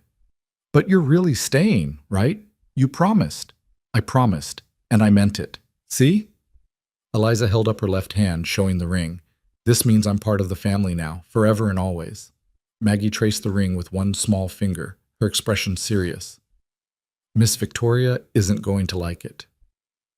"Miss Victoria's feelings are her own concern. She's going to be really mean, meaner than before." The child looked up at her with worried brown eyes. "Are you sure you want to marry Papa, even if people are mean?" Eliza gathered her close, ignoring the pull on her injuries. "Maggie, listen to me. I love your father, and I love you. Nothing anyone says or does can change that. People might gossip or disapprove, but their opinions don't matter. What matters is that we're happy together. Do you understand?" "I think so." Maggie was quiet for a moment. "Mama used to say that small people try to make others feel small too. She said the best thing to do was to be so big inside that their smallness couldn't touch you. Your mama was a very wise woman. I'm glad you're not trying to be exactly like her. Papa said you couldn't be, and he was right. But you're different. Good. Not better or worse good. You're Miss Eliza Good, which is its own special thing. The simple wisdom of it brought tears to Eliza's eyes. That might be the nicest thing anyone's ever said to me. Mrs. Henderson, who'd been tidying the room with tactful silence, cleared her throat. I'll make breakfast. Miss Maggie, you should get dressed and help me. Give Mrs. Moore some rest. Can I come back after? Of course you can. After they left, Eliza closed her eyes, letting exhaustion pull her under for a few hours. When she woke again, it was to the sound of raised voices coming from the kitchen. She recognized Caleb's low rumble and another voice, feminine and sharp, Victoria Campbell. You can't possibly be serious. A cook? A common widow who's been here barely 2 months? How I choose to live my life is none of your concern, Victoria. It most certainly is my concern. Our families have been neighbors for 3 generations. Everyone expected that we would. You expected. I never gave you any reason to believe I felt the same way. Because you were grieving.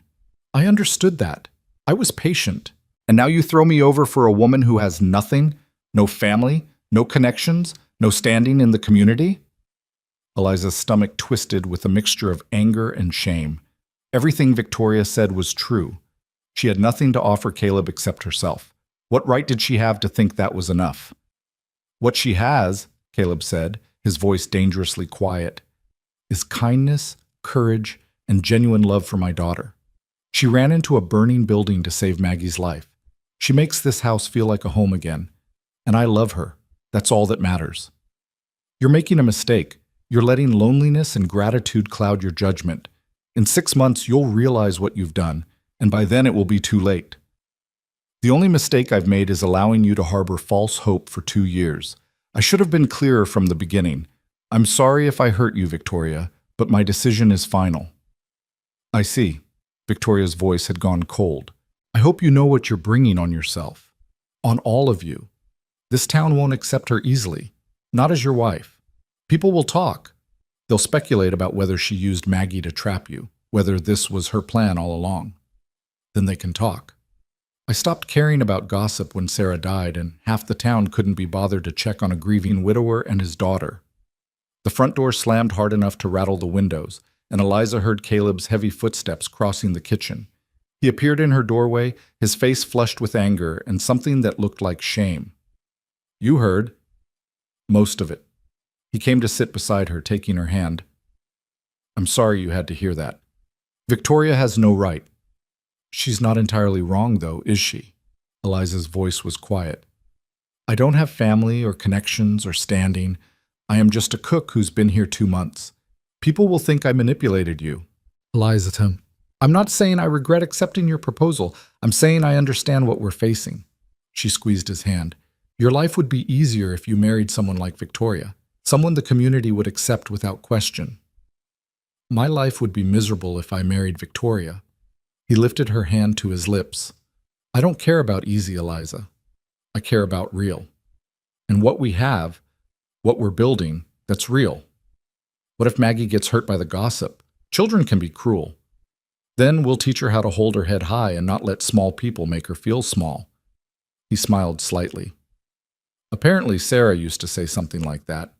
Maggie told me this morning. She told me too. Eliza studied his face, seeing the determination there, but also the worry he was trying to hide. Caleb, be honest with me. Are you sure about this? Really sure? Because once we announce our engagement publicly, there's no taking it back without causing even more talk. He was quiet for a long moment, his thumb tracing circles on her palm. When Sarah died, I thought my life was over. Not literally, obviously. I had Maggie to take care of, but all the parts of me that knew how to feel joy or hope or love, those parts died with her. I convinced myself that was fine, that being numb was safer than feeling. And then you arrived with your worn carpet bag and your careful walls and your grief that matched my own, and everything started changing.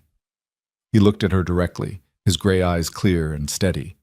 You didn't push. You didn't try to force happiness on us. You just existed alongside us, letting us be broken while somehow showing us it was okay to start healing. Maggie laughed again because of you. I remembered how to smile because of you. And when I thought I'd lost you in that fire, I realized that being numb wasn't safer. It was just a slower way of dying. Tears streamed down Eliza's face. I feel the same way. You and Maggie gave me a reason to keep breathing when I thought I'd forgotten how. Then we're sure, both of us. Everything else, Victoria's anger, the town's gossip, all of it, we'll handle it together. He leaned forward carefully, kissing her with a tenderness that made her heart ache. I love you, Eliza Moore. Soon to be Eliza Rowan, and I'm not ashamed of that or apologetic about it. I love you too. Maggie appeared in the doorway, having clearly been eavesdropping. Are we still getting married? Miss Victoria didn't ruin it? Nothing could ruin it, Caleb assured her. Though maybe we should have the wedding sooner rather than later, before your Miss Eliza has time to come to her senses and realize she could do better. I'm not going anywhere, Eliza said firmly, though I would like to be able to stand on my own for the ceremony. How long did the doctor say? Another 3 weeks before I can move normally, 6 before the burns are fully healed. Then we'll wait 6 weeks. I want you to have the wedding you deserve, not one where you're in pain through the whole thing. But fate, it seemed, had other plans. 3 days later, as Eliza was finally able to sit up in a chair on the porch for more than an hour at a time, a rider came galloping up to the house in a cloud of dust. He swung down from his horse, his face urgent. Mr. Rowan, there's been an accident at the Campbell Ranch. Their barn roof collapsed. 3 men trapped. They're asking for help. Caleb was already moving, calling for the ranch hands, organizing a rescue party. He paused at Eliza's chair, bending to kiss her forehead. I have to go. Whatever our differences with Victoria, those men need help. Of course, be careful. Always. He looked at Maggie, who'd come running at the commotion. You stay here with Miss Eliza and Mrs. Henderson. Mind what they tell you. He was gone within minutes, along with most of the ranch hands, leaving the property eerily quiet. Mrs. Henderson brought Eliza tea and fresh bandages, muttering about men and their dangerous heroics, but Eliza could see the worry in her eyes, too. The afternoon dragged by with agonizing slowness. Maggie tried to read but couldn't focus, eventually abandoning her book to pace the porch. What if something happens to Papa? What if the roof isn't stable and it collapses more? Your father is very careful and very experienced. He'll be fine. But even as she said it, Eliza felt her own anxiety mounting. They'd just found each other, just committed to a future together. The universe couldn't be cruel enough to tear them apart now, could it? It was nearly dinner time when the sound of horses announced the rescue party's return. Eliza struggled to her feet, ignoring the pull of her injuries, as Caleb dismounted and strode toward the porch. He was covered in dust and what looked like dried blood, but he was whole and walking and alive. Thank goodness, Eliza breathed as he took the porch steps 2 at a time. We got them all out, 2 with broken bones, 1 with a concussion, but they'll all live. He pulled her carefully into his arms. Ruth Campbell was there. She saw how hard we worked to save those men despite everything. When we were leaving, she pulled me aside. What did she say? She apologized, said she'd been pushing Victoria toward me because she thought it was what I needed. But seeing me today, seeing how driven I was to help even after Victoria's behavior, made her realize I was already living the life I wanted. And she said, he paused, something like wonder in his voice. She said Sarah would have approved of you, that Sarah always believed love could find us more than once if we were brave enough to accept it. Eliza felt her knees weaken, and Caleb steadied her, guiding her back to the chair. She really said that? She did. And she said she'd make sure the other ranching families knew that our marriage had her blessing. Ruth Campbell's word carries weight in this county. It won't stop all the gossip, but it'll help. Maggie, who'd been watching wide-eyed, suddenly threw her arms around both of them. See? Everything's working out. It's like Mama's watching over us and making things okay. Caleb met Eliza's eyes over his daughter's head, and she saw her own thoughts reflected there. Maybe Sarah was watching over them. Or maybe they'd just been blessed with the courage to fight for their happiness despite the obstacles. Either way, they were building something good here, something worth protecting. That evening, after Maggie was asleep and Mrs. Henderson had retired to her room, Caleb sat beside Eliza's bed and pulled a small wooden box from his pocket. I found this today while I was looking for rope in the storage shed. I'd forgotten it was there. He opened the box to reveal a delicate silver locket on a thin chain. Inside was a tiny painting, a miniature portrait of a woman with dark hair and kind eyes. Sarah. She wore this every day until she got too sick to care about jewelry anymore. I put it away after she died because I couldn't bear to look at it. His voice was rough. But today, when Ruth said what she said, I thought, maybe it's time. He held the locket out to Eliza. I want you to have this. Not to replace her memory, but to honor it. Sarah loved Maggie more than anything in this world. If she could see how much you love our daughter, how well you care for her, she'd want you to have this. A way of passing the torch, so to speak. Eliza took the locket with trembling hands. Caleb, are you sure? This is so personal. I'm sure. You're not erasing Sarah by loving us. You're continuing what she started, building a family full of love and laughter. That's what she would have wanted. He fastened the chain around Eliza's neck. Besides, I talked to Maggie about it. She thinks it's perfect. She said it means both her mothers are close to her heart now. The tears came then, flowing freely, and Caleb held her while she cried, for Sarah, for Thomas, for all the loss and pain that had brought them to this moment, and for the unexpected joy of finding love again when she'd thought that part of her life was over. I'll honor her memory, Eliza whispered. I'll make sure Maggie never forgets her. I know you will. That's why I love you. The weeks that followed brought a new rhythm to their lives. As Eliza healed, she began taking on more of her old duties, though Caleb and Mrs. Henderson conspired to keep her from overdoing it. She'd find chairs mysteriously placed near work surfaces so she could sit while cooking. Heavy tasks would be completed before she could attempt them. Maggie became her shadow again, helping with everything and chattering constantly about the wedding. Can I have a new dress? A blue one like the sky? Of course you can. And can we have a cake? A really big cake with flowers made of frosting? Whatever kind of cake you want, sweetheart. And will I get to call you Mama, or should I still call you Miss Eliza? Eliza set down the potato she'd been peeling and pulled Maggie into her lap, careful of her still healing back. You can call me whatever feels right to you.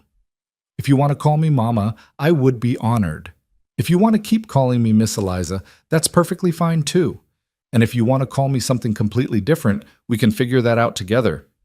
Maggie thought about this seriously. I think Mama Eliza. Because you're going to be my mama, but you're also you. Not my first mama, but my second mama. Is that okay? That's more than okay. That's perfect.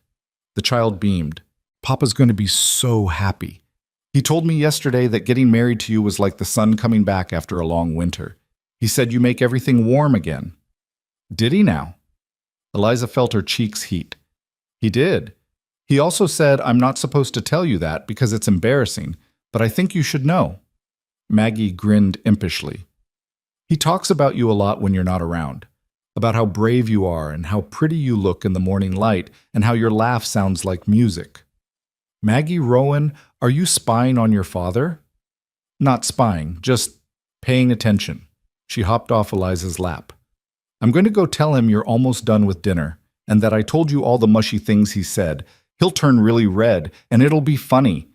She scampered off before Eliza could stop her, leaving her shaking her head and smiling. This child, this beautiful, brave, impossibly perceptive child, had stolen her heart as completely as her father had. That evening, true to Maggie's prediction, Caleb did turn red when his daughter gleefully reported her eavesdropping. You're supposed to keep secrets, not broadcast them. But they're such good secrets. Why would I keep them quiet? Because your papa has a reputation to maintain, he said, trying and failing to look stern. I can't have people thinking I'm soft. You are soft, Maggie informed him. On the inside, where it counts. Mama Eliza says the strongest people are the ones who let themselves be soft with the people they love. Caleb's eyes found Eliza's across the table. Mama Eliza? If that's all right with you, it's more than all right. His voice was thick with emotion. It's perfect. The final 3 weeks before the wedding passed in a blur of preparation and healing. Eliza's back slowly knit itself back together, the burns fading from angry red to pink to pale silver scars that the doctor assured her would continue to fade with time. She was able to stand for longer periods, to move without constant pain, to begin reclaiming her life. The town dressmaker came to the ranch to fit Eliza for a wedding dress. A simple affair in cream-colored silk that wouldn't have been appropriate for a first wedding, but was perfect for a widow remarrying. Maggie got her blue dress, along with new ribbons for her hair and new shoes that she insisted on wearing everywhere, even to bed. Ruth Campbell made good on her word, spreading news of the engagement with such enthusiasm that it became difficult for the other ranching families to object without looking churlish. A few still did, of course. There would always be those who thought Eliza was beneath Caleb's station, but most responded with cautious acceptance and even a few genuine congratulations. Victoria Campbell did not attend or respond to the invitation, and Eliza found she didn't care. Some people would never be happy for others' joy, and that was their burden to carry, not hers. The night before the wedding, Eliza sat in her small room off the kitchen, running her fingers over the wedding dress hanging on the door. Tomorrow she would marry Caleb Rowan. Tomorrow she would officially become Maggie's mother.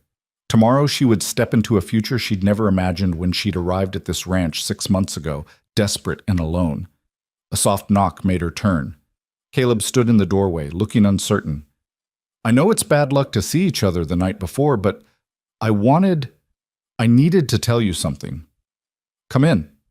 He closed the door behind him and crossed to where she sat, taking her hands in his. "I've been thinking about what Victoria said, about whether I'm making a mistake, whether this is really love or just gratitude and loneliness." Eliza's heart stuttered. And I know the difference. I love Sarah desperately, completely, with the passion of youth and first love. What I feel for you is different. It's deeper, quieter, built on understanding and shared grief and the conscious choice to open my heart again, despite knowing how much it can hurt to lose someone. He cupped her face in his hands. "I'm not confusing gratitude with love, Eliza.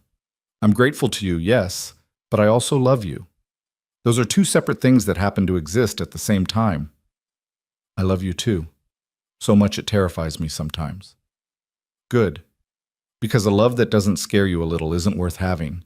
He kissed her softly, sweetly, a promise of tomorrow and all the tomorrows after that. "Get some sleep.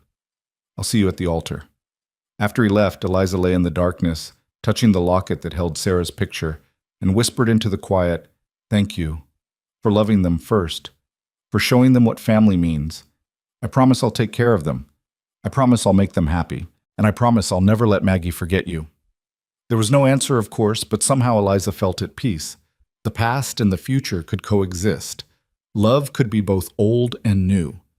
And hearts that had been broken could heal and love again, not despite their scars, but because of them. Tomorrow, she would become Eliza Rowan. Tomorrow, she would step into the future she'd fought so hard to deserve. But tonight, she was still Eliza Moore, widow and survivor, taking one last moment to honor everything she'd been before embracing everything she was about to become. And she was ready. Morning arrived with the sky so blue it looked painted, the kind of perfect late summer day that made everything feel possible. Eliza woke to the sound of birds singing and Maggie's excited whisper just outside her door. "Is she awake yet? Can I go in?" "Give her a few more minutes, sweetheart," Mrs. Henderson's voice replied. "It's her wedding day. Let her have a moment of peace before the chaos begins." But Eliza was already smiling, already sitting up despite the lingering stiffness in her back. "You can come in, Maggie." The door burst open and Maggie flew in, still in her nightgown, her dark hair wild around her face. "It's today. You're getting married today. Are you nervous?" "Papa's nervous." He knocked over his shaving mug and said a bad word that I'm not supposed to repeat. "I'm not nervous," Eliza said, realizing as she spoke that it was true. She'd been nervous before marrying Thomas, terrified of disappointing him or failing at being a wife. But this felt different, like coming home after a long journey, natural and right, and meant to be.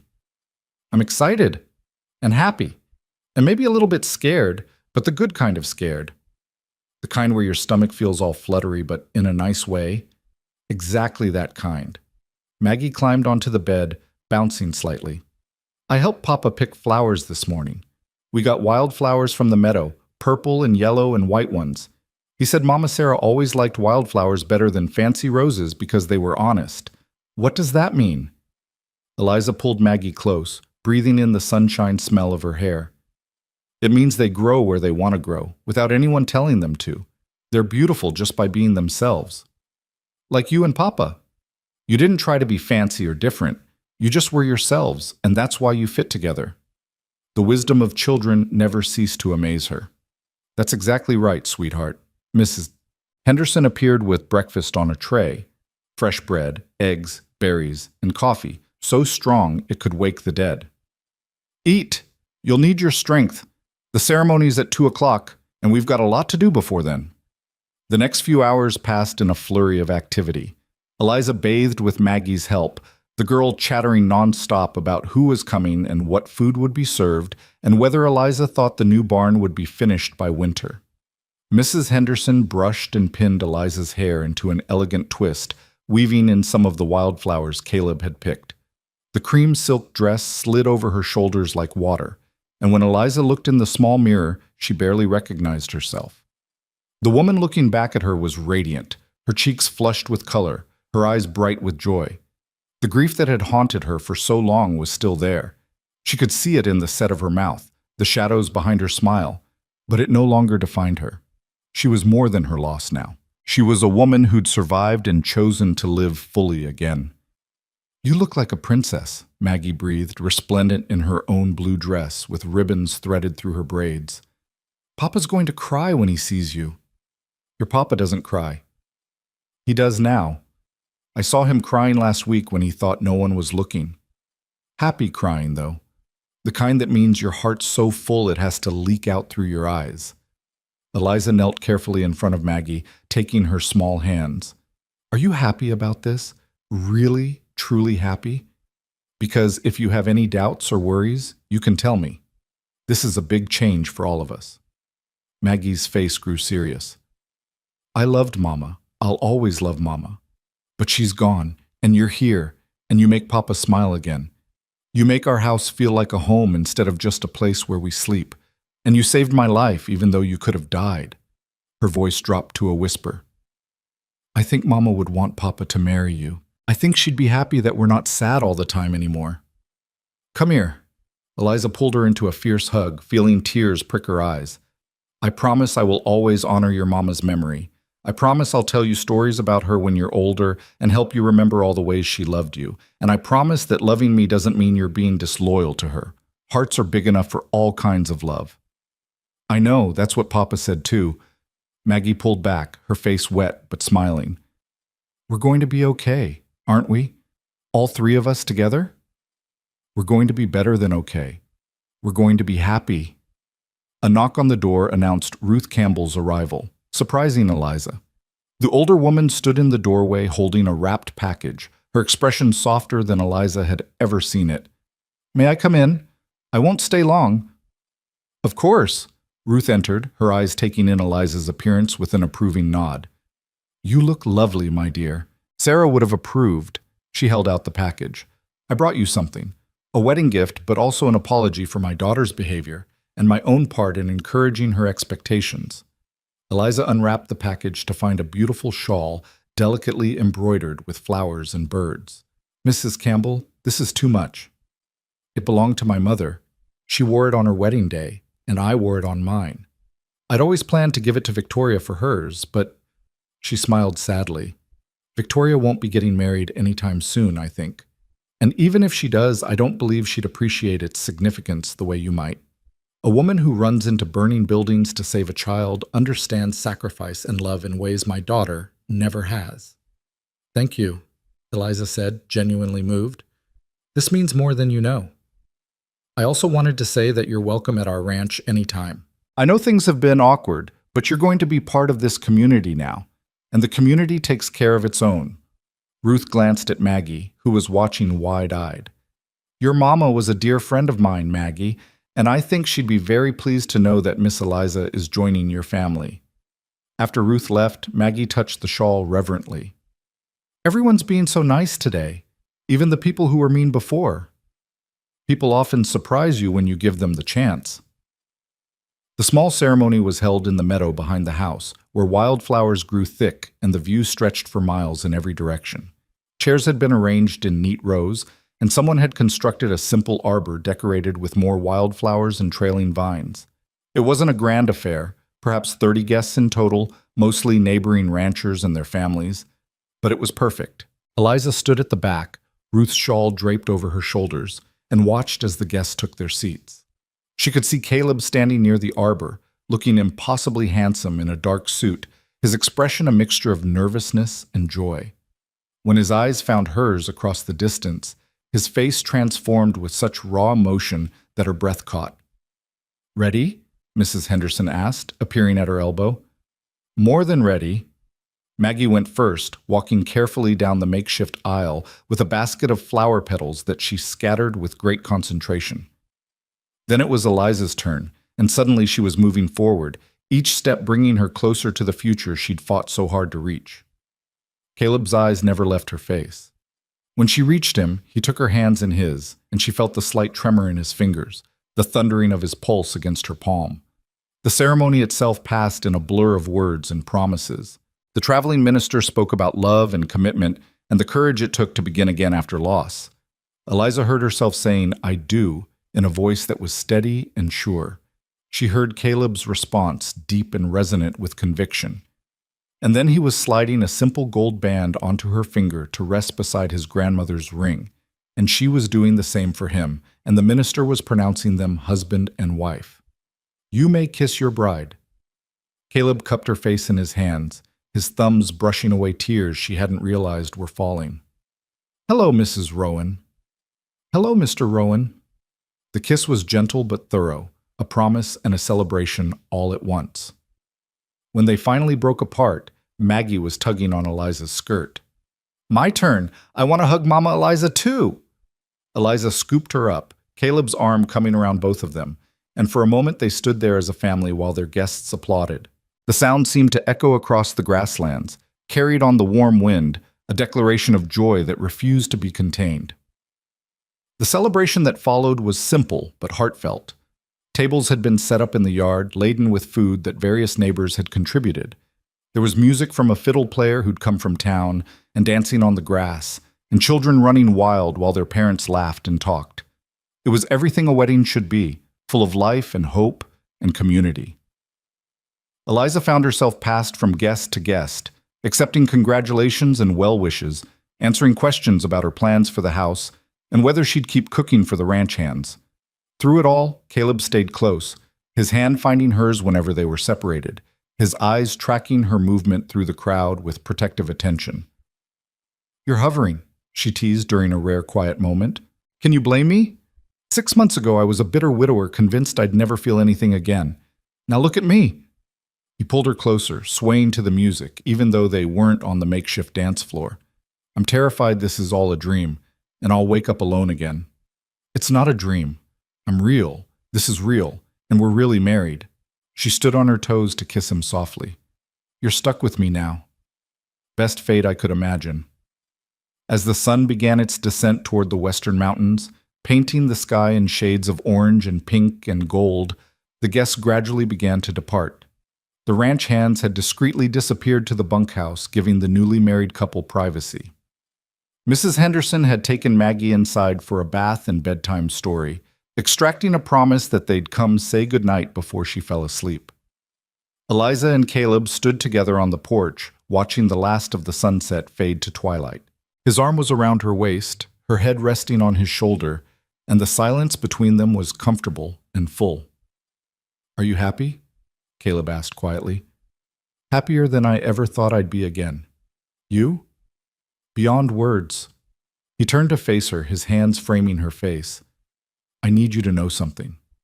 I loved Sarah. I'll always love her. She gave me Maggie and years of joy, and that doesn't just disappear. But what I feel for you is just as real, just as deep. You're not a replacement or a consolation prize. You're my second chance, and I don't take that lightly. I know, and I need you to know that I love Thomas, and I'll always be grateful for the time we had. But you're not second best, Caleb. You're exactly right. The person I was supposed to find after I learned what loss felt like. So I'd appreciate what we have even more." They kissed as the first stars appeared overhead, the Wyoming night vast and full of promise around them. When they finally broke apart, Maggie's voice drifted through the open window. "Are they done being mushy yet? I'm getting sleepy." Laughing, they went inside together to tuck in their daughter. Their daughter. What a miraculous phrase that was. Maggie was already in her nightgown, her hair braided, her face scrubbed clean. "Did you have a good day, sweetheart?" Eliza asked, sitting on the edge of the bed while Caleb took the chair. "The best day. Everyone was happy, and the cake was delicious, and I got to stay up late." She yawned hugely. "Are things going to be different now that you're really my mama?" "Some things will be different," Caleb said. "Miss Eliza, Mama Eliza, will be sleeping in my room now instead of the little room off the kitchen.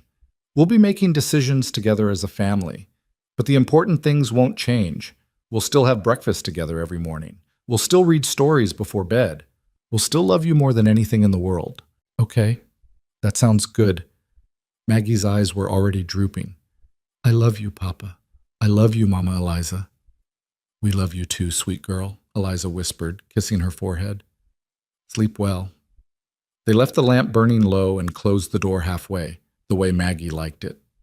In the hallway, Caleb took Eliza's hand and led her toward the master bedroom.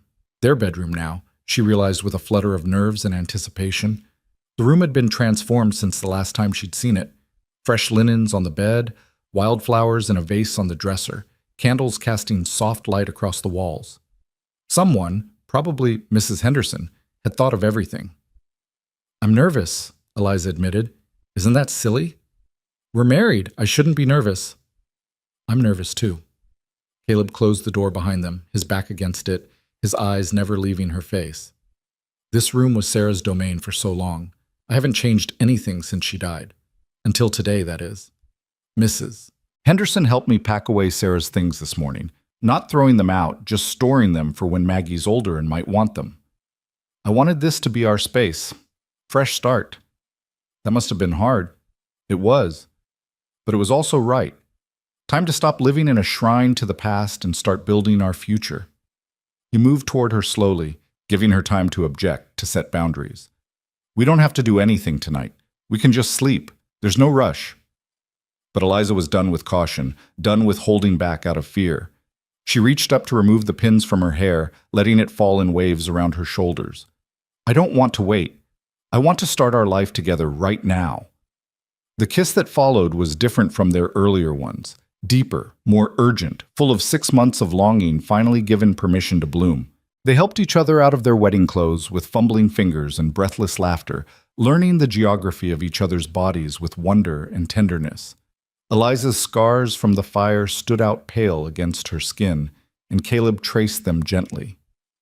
"Beautiful. Every part of you is beautiful. They're ugly. They're proof that you survived, that you fought for us. How could they be anything but beautiful?" He kissed each scar carefully, reverently, until she believed him. Their lovemaking was slow and sweet, a conversation conducted in touches and sighs, two people learning to be whole again by becoming part of something larger than themselves. When they finally lay tangled together, breathless and complete, Eliza felt as if some final piece of herself had clicked into place. "I love you," she whispered into the darkness. "I love you too. Forever and always." They fell asleep wrapped around each other, the windows open to let in the night breeze, the sounds of the ranch a lullaby around them. The weeks and months that followed brought their share of challenges. The town didn't universally embrace their marriage. There were still those who whispered that Eliza had trapped Caleb, that she was an opportunist taking advantage of a grieving man.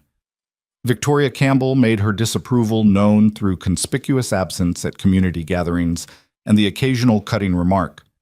But there were triumphs too.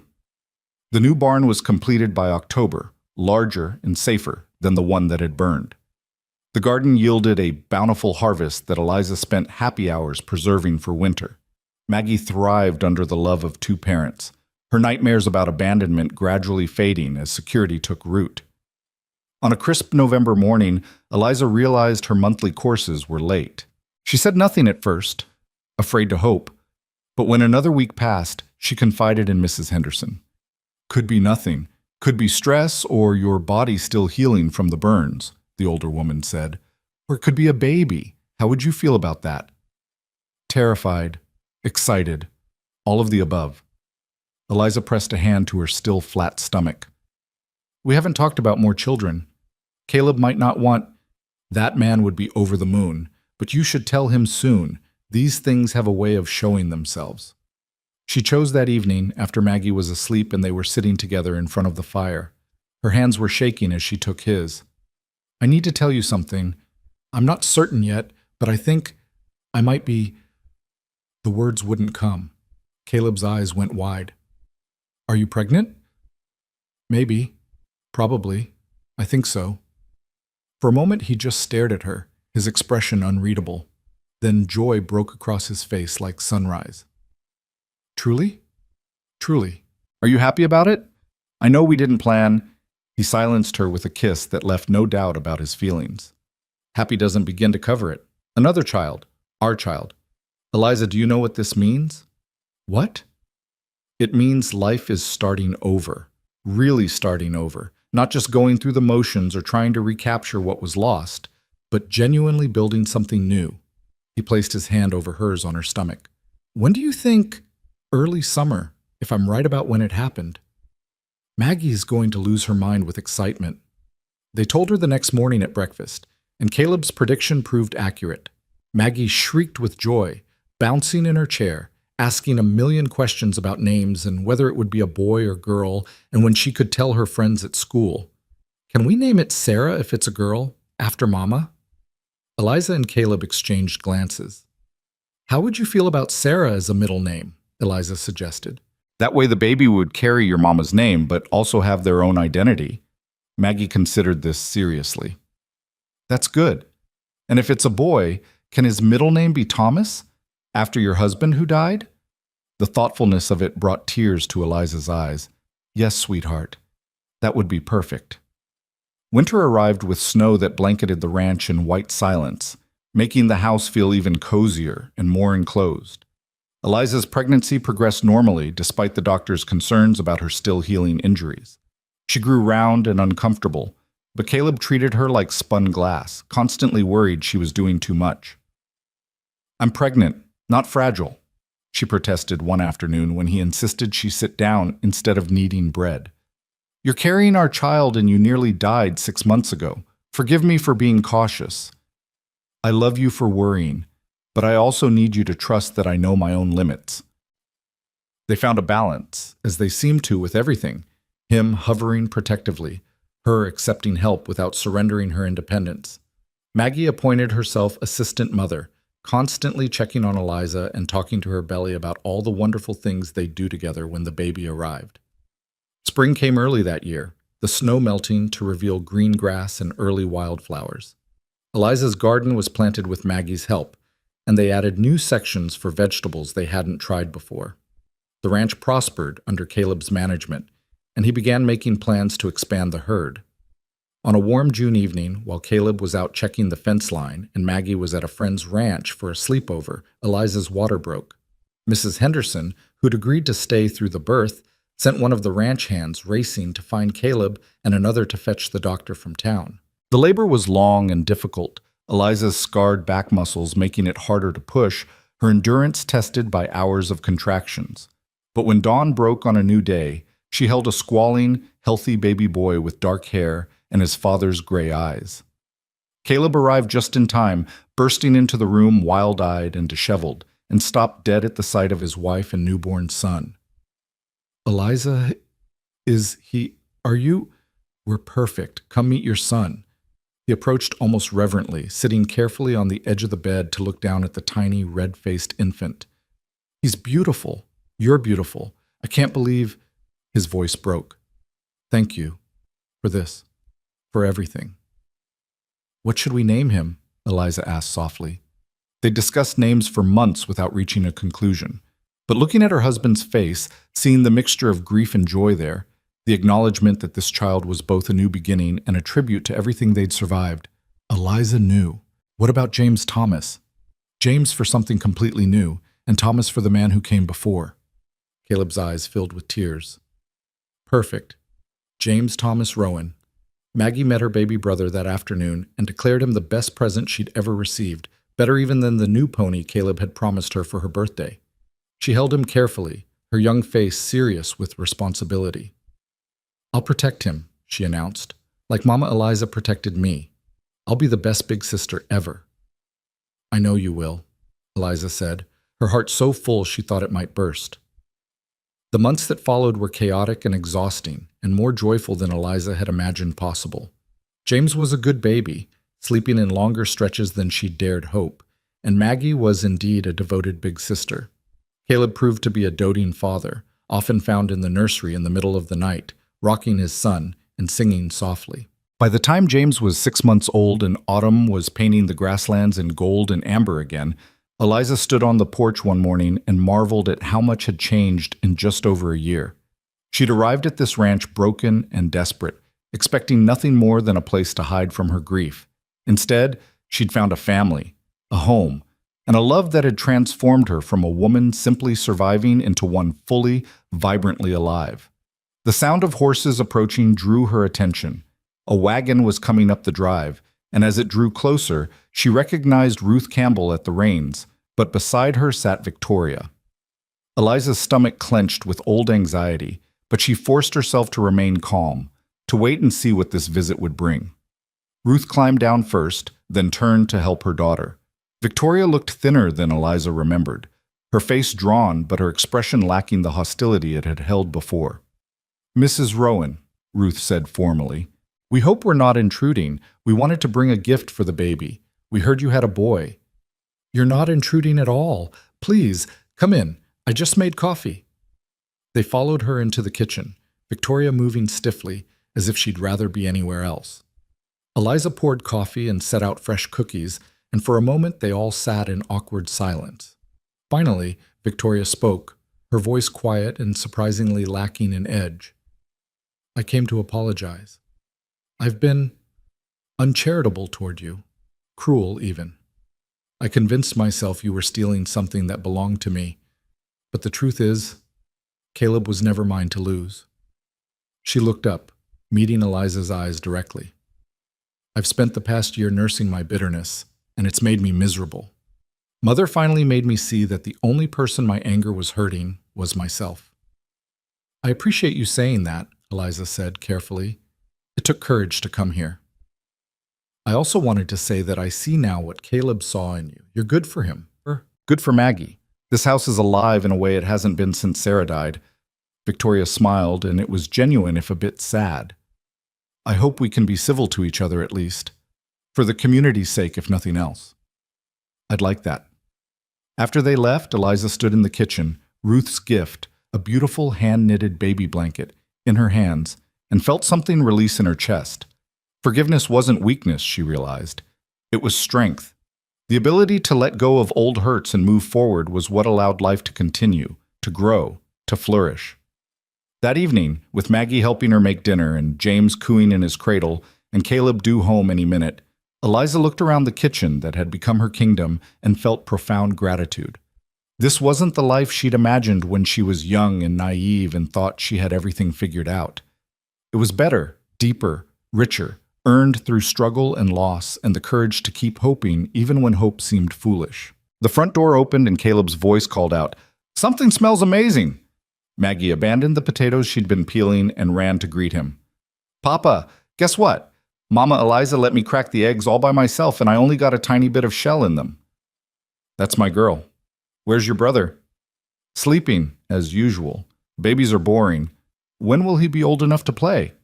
Caleb appeared in the kitchen doorway, Maggie riding on his shoulders, and the love in his eyes when he looked at Eliza still had the power to make her breath catch. "How was your day, Mrs. Rowan?" "Eventful. Victoria Campbell came by to apologize." His eyebrows rose. "Really? How did that go?" "Better than I expected. I think we'll be able to be civil to each other now, at least." "Good. I'm glad."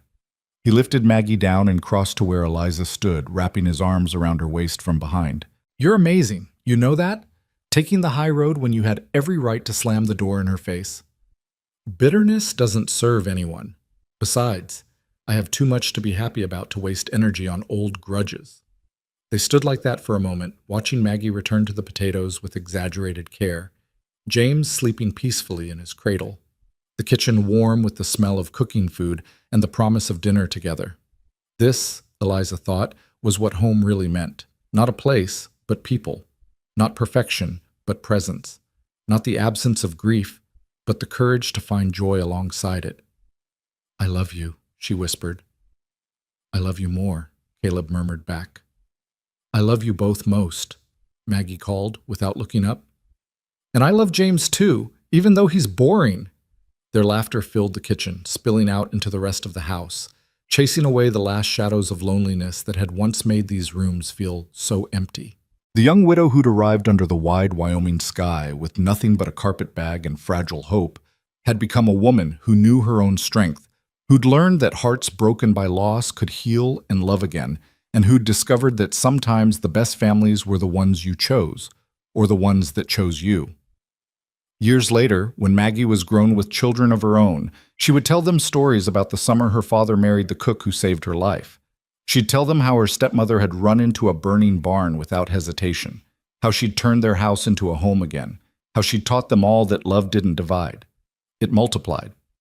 And she'd tell them that the secret to happiness wasn't avoiding grief or pain, but learning to build joy in spite of it, alongside it, because of it. But tonight, on this ordinary evening in late autumn, Eliza didn't know what the future held beyond the simple certainty that she would face it with Caleb beside her and their children around them. That was enough, more than enough. It was everything. As they sat down to dinner together, their family, imperfect and beautiful and real, Eliza silently thanked both Sarah and Thomas for the love they'd shared and the lessons they'd taught about holding on and letting go. Then she looked at the faces around her table, reached for Caleb's hand and Maggie's, and chose with full awareness and complete joy to be present in this moment, this life, this second chance she'd been blessed enough to find beneath the endless Wyoming sky. And she knew, with the certainty that comes from surviving loss and choosing to love anyway, that they were all going to be more than just okay. They were going to be happy. Not every day, not perfectly, but genuinely and truly happy in the way that only people who've known darkness can appreciate light. The young widow had come to cook for the rich rancher, and his daughter had asked her to tuck her in too. In answering that simple request, Eliza had found not just employment, but purpose. Not just shelter, but home. Not just survival, but life abundant and rich with meaning.